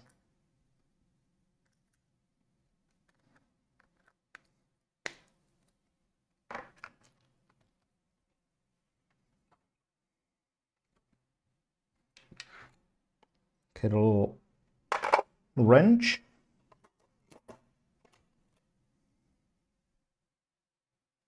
Oh, the magnets caught a lot of the dust. That's funny.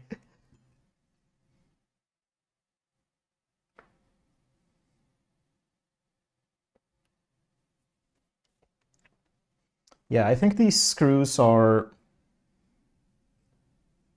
just some basic steel.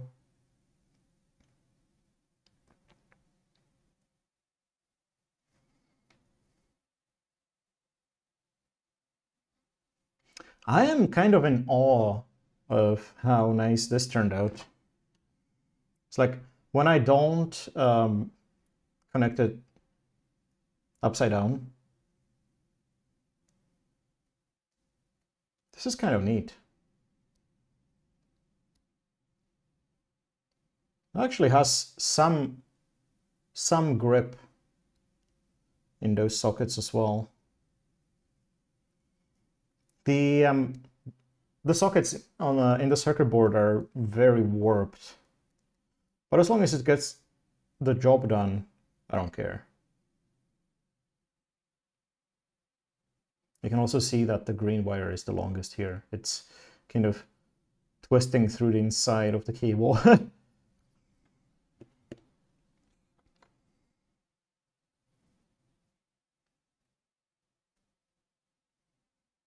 This is unfortunate though. Oh well.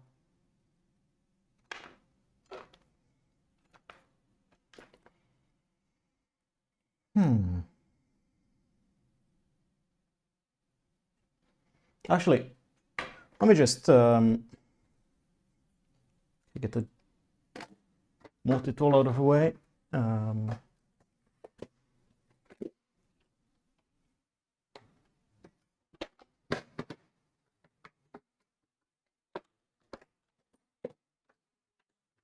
And maybe I can at least get these things ready for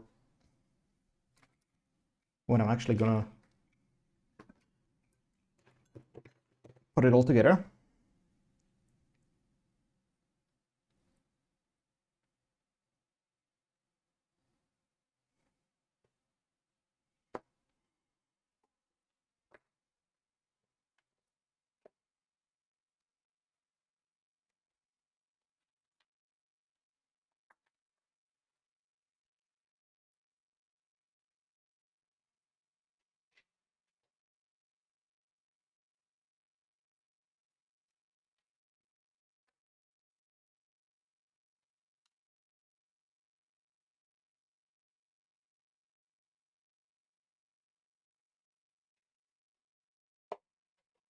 I also have some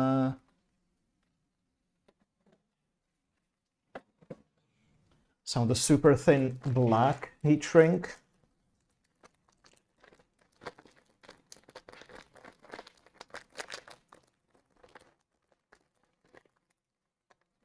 That I like to just put over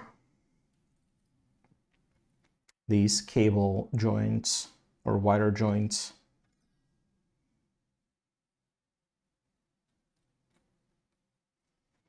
So we don't need that.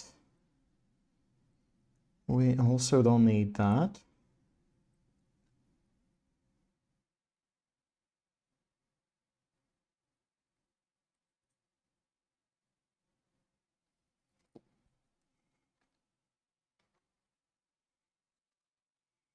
And in fact, I want to wick this off.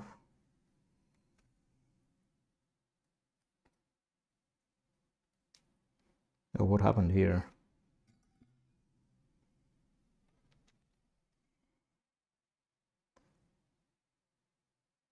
This pin is kind of loose. Okay.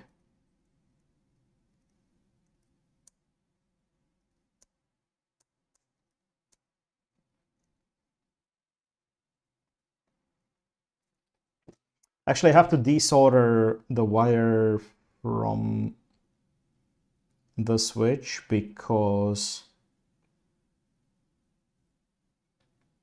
the switch is gonna go from the outside. And I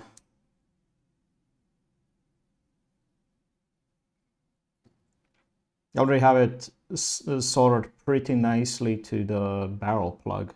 And that one is going from the inside, so that one doesn't care.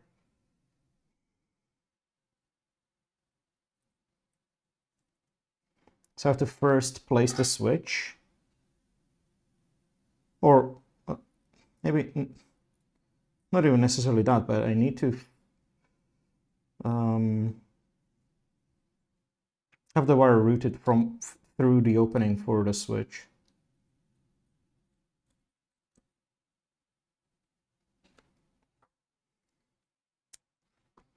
Okay, let's wick the solder from those pads.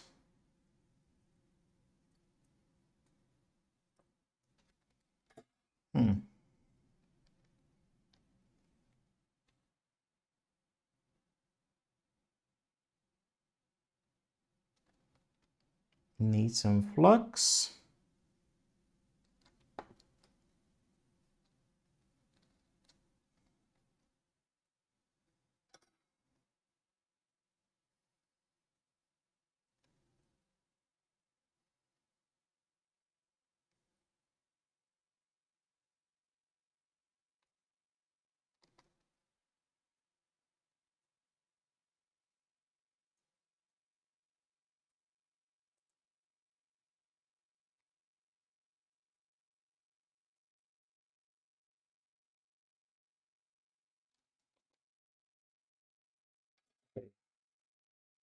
The switch is ready.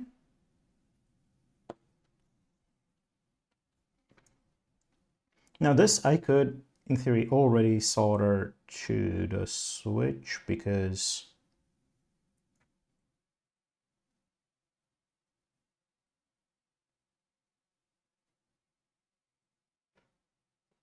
it will definitely fit through the hole for the switch.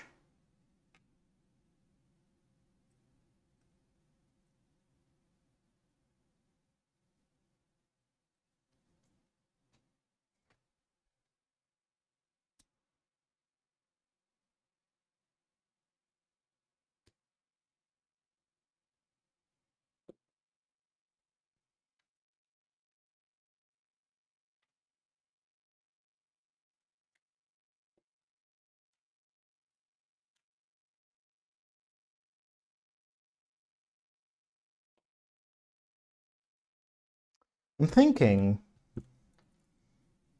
if I want to, like whether I want to put the barrel plug on the same side as the potentiometer and the display and this, well, maybe same as the switch.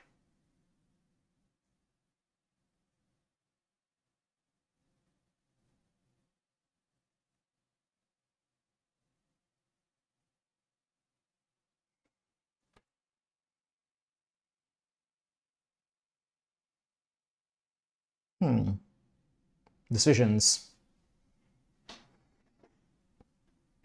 Because yeah, these are the power delivery, and then we have the, well, display, which is currently busted. Also, I need to figure out if I want to mount the display on the outside or on the inside. So if I mount it on the outside, I would only need to drill or cut a hole for the connector. But it has components on the back as well. Whereas if I mount it on the inside, I would need to cut a hole. Well, I would only have to expose the actual display.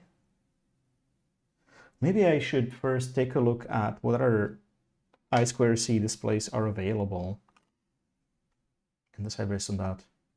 Maybe there's a better one.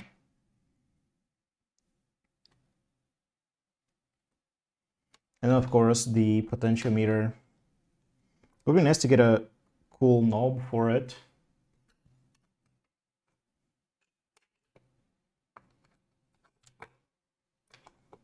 But yeah, that's gonna be just sitting like that.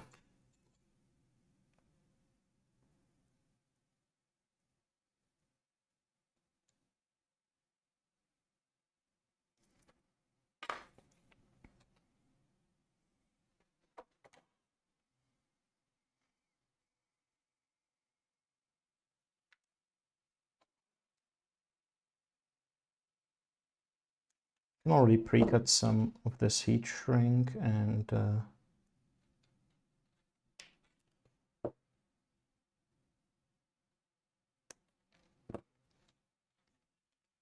get it on these leads, because I do want to keep the solder joints shielded to avoid any accidental shorts.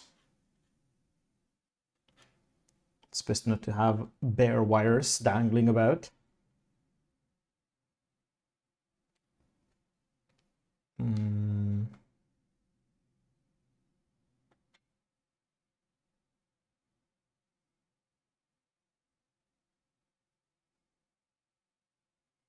But I feel like I might need, well, I don't really need a lot of length on this ground wire.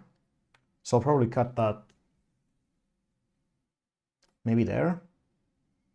It's going to be a lot more necessary for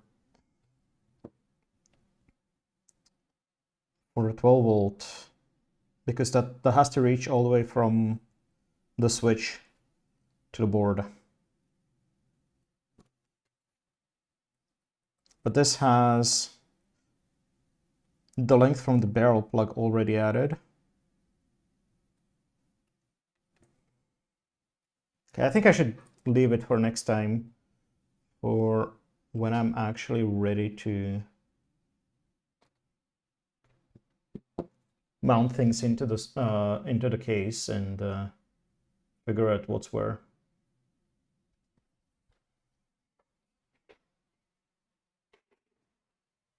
So yeah, I think that's going to be a wrap for today. I don't really feel like getting into the gaming session at 1 in the morning. So let's call it here. And let me see if there's anyone live that I could send you all over to.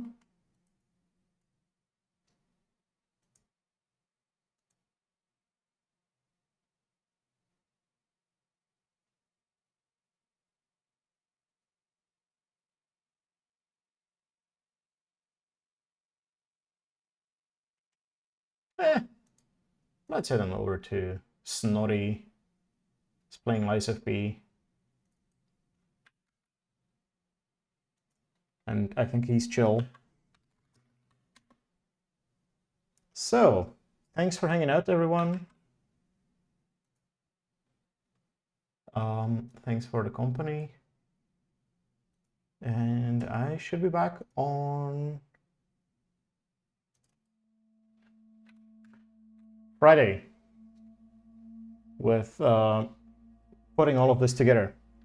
Until then, take care of yourselves, be kind to yourselves, and I will see you next time.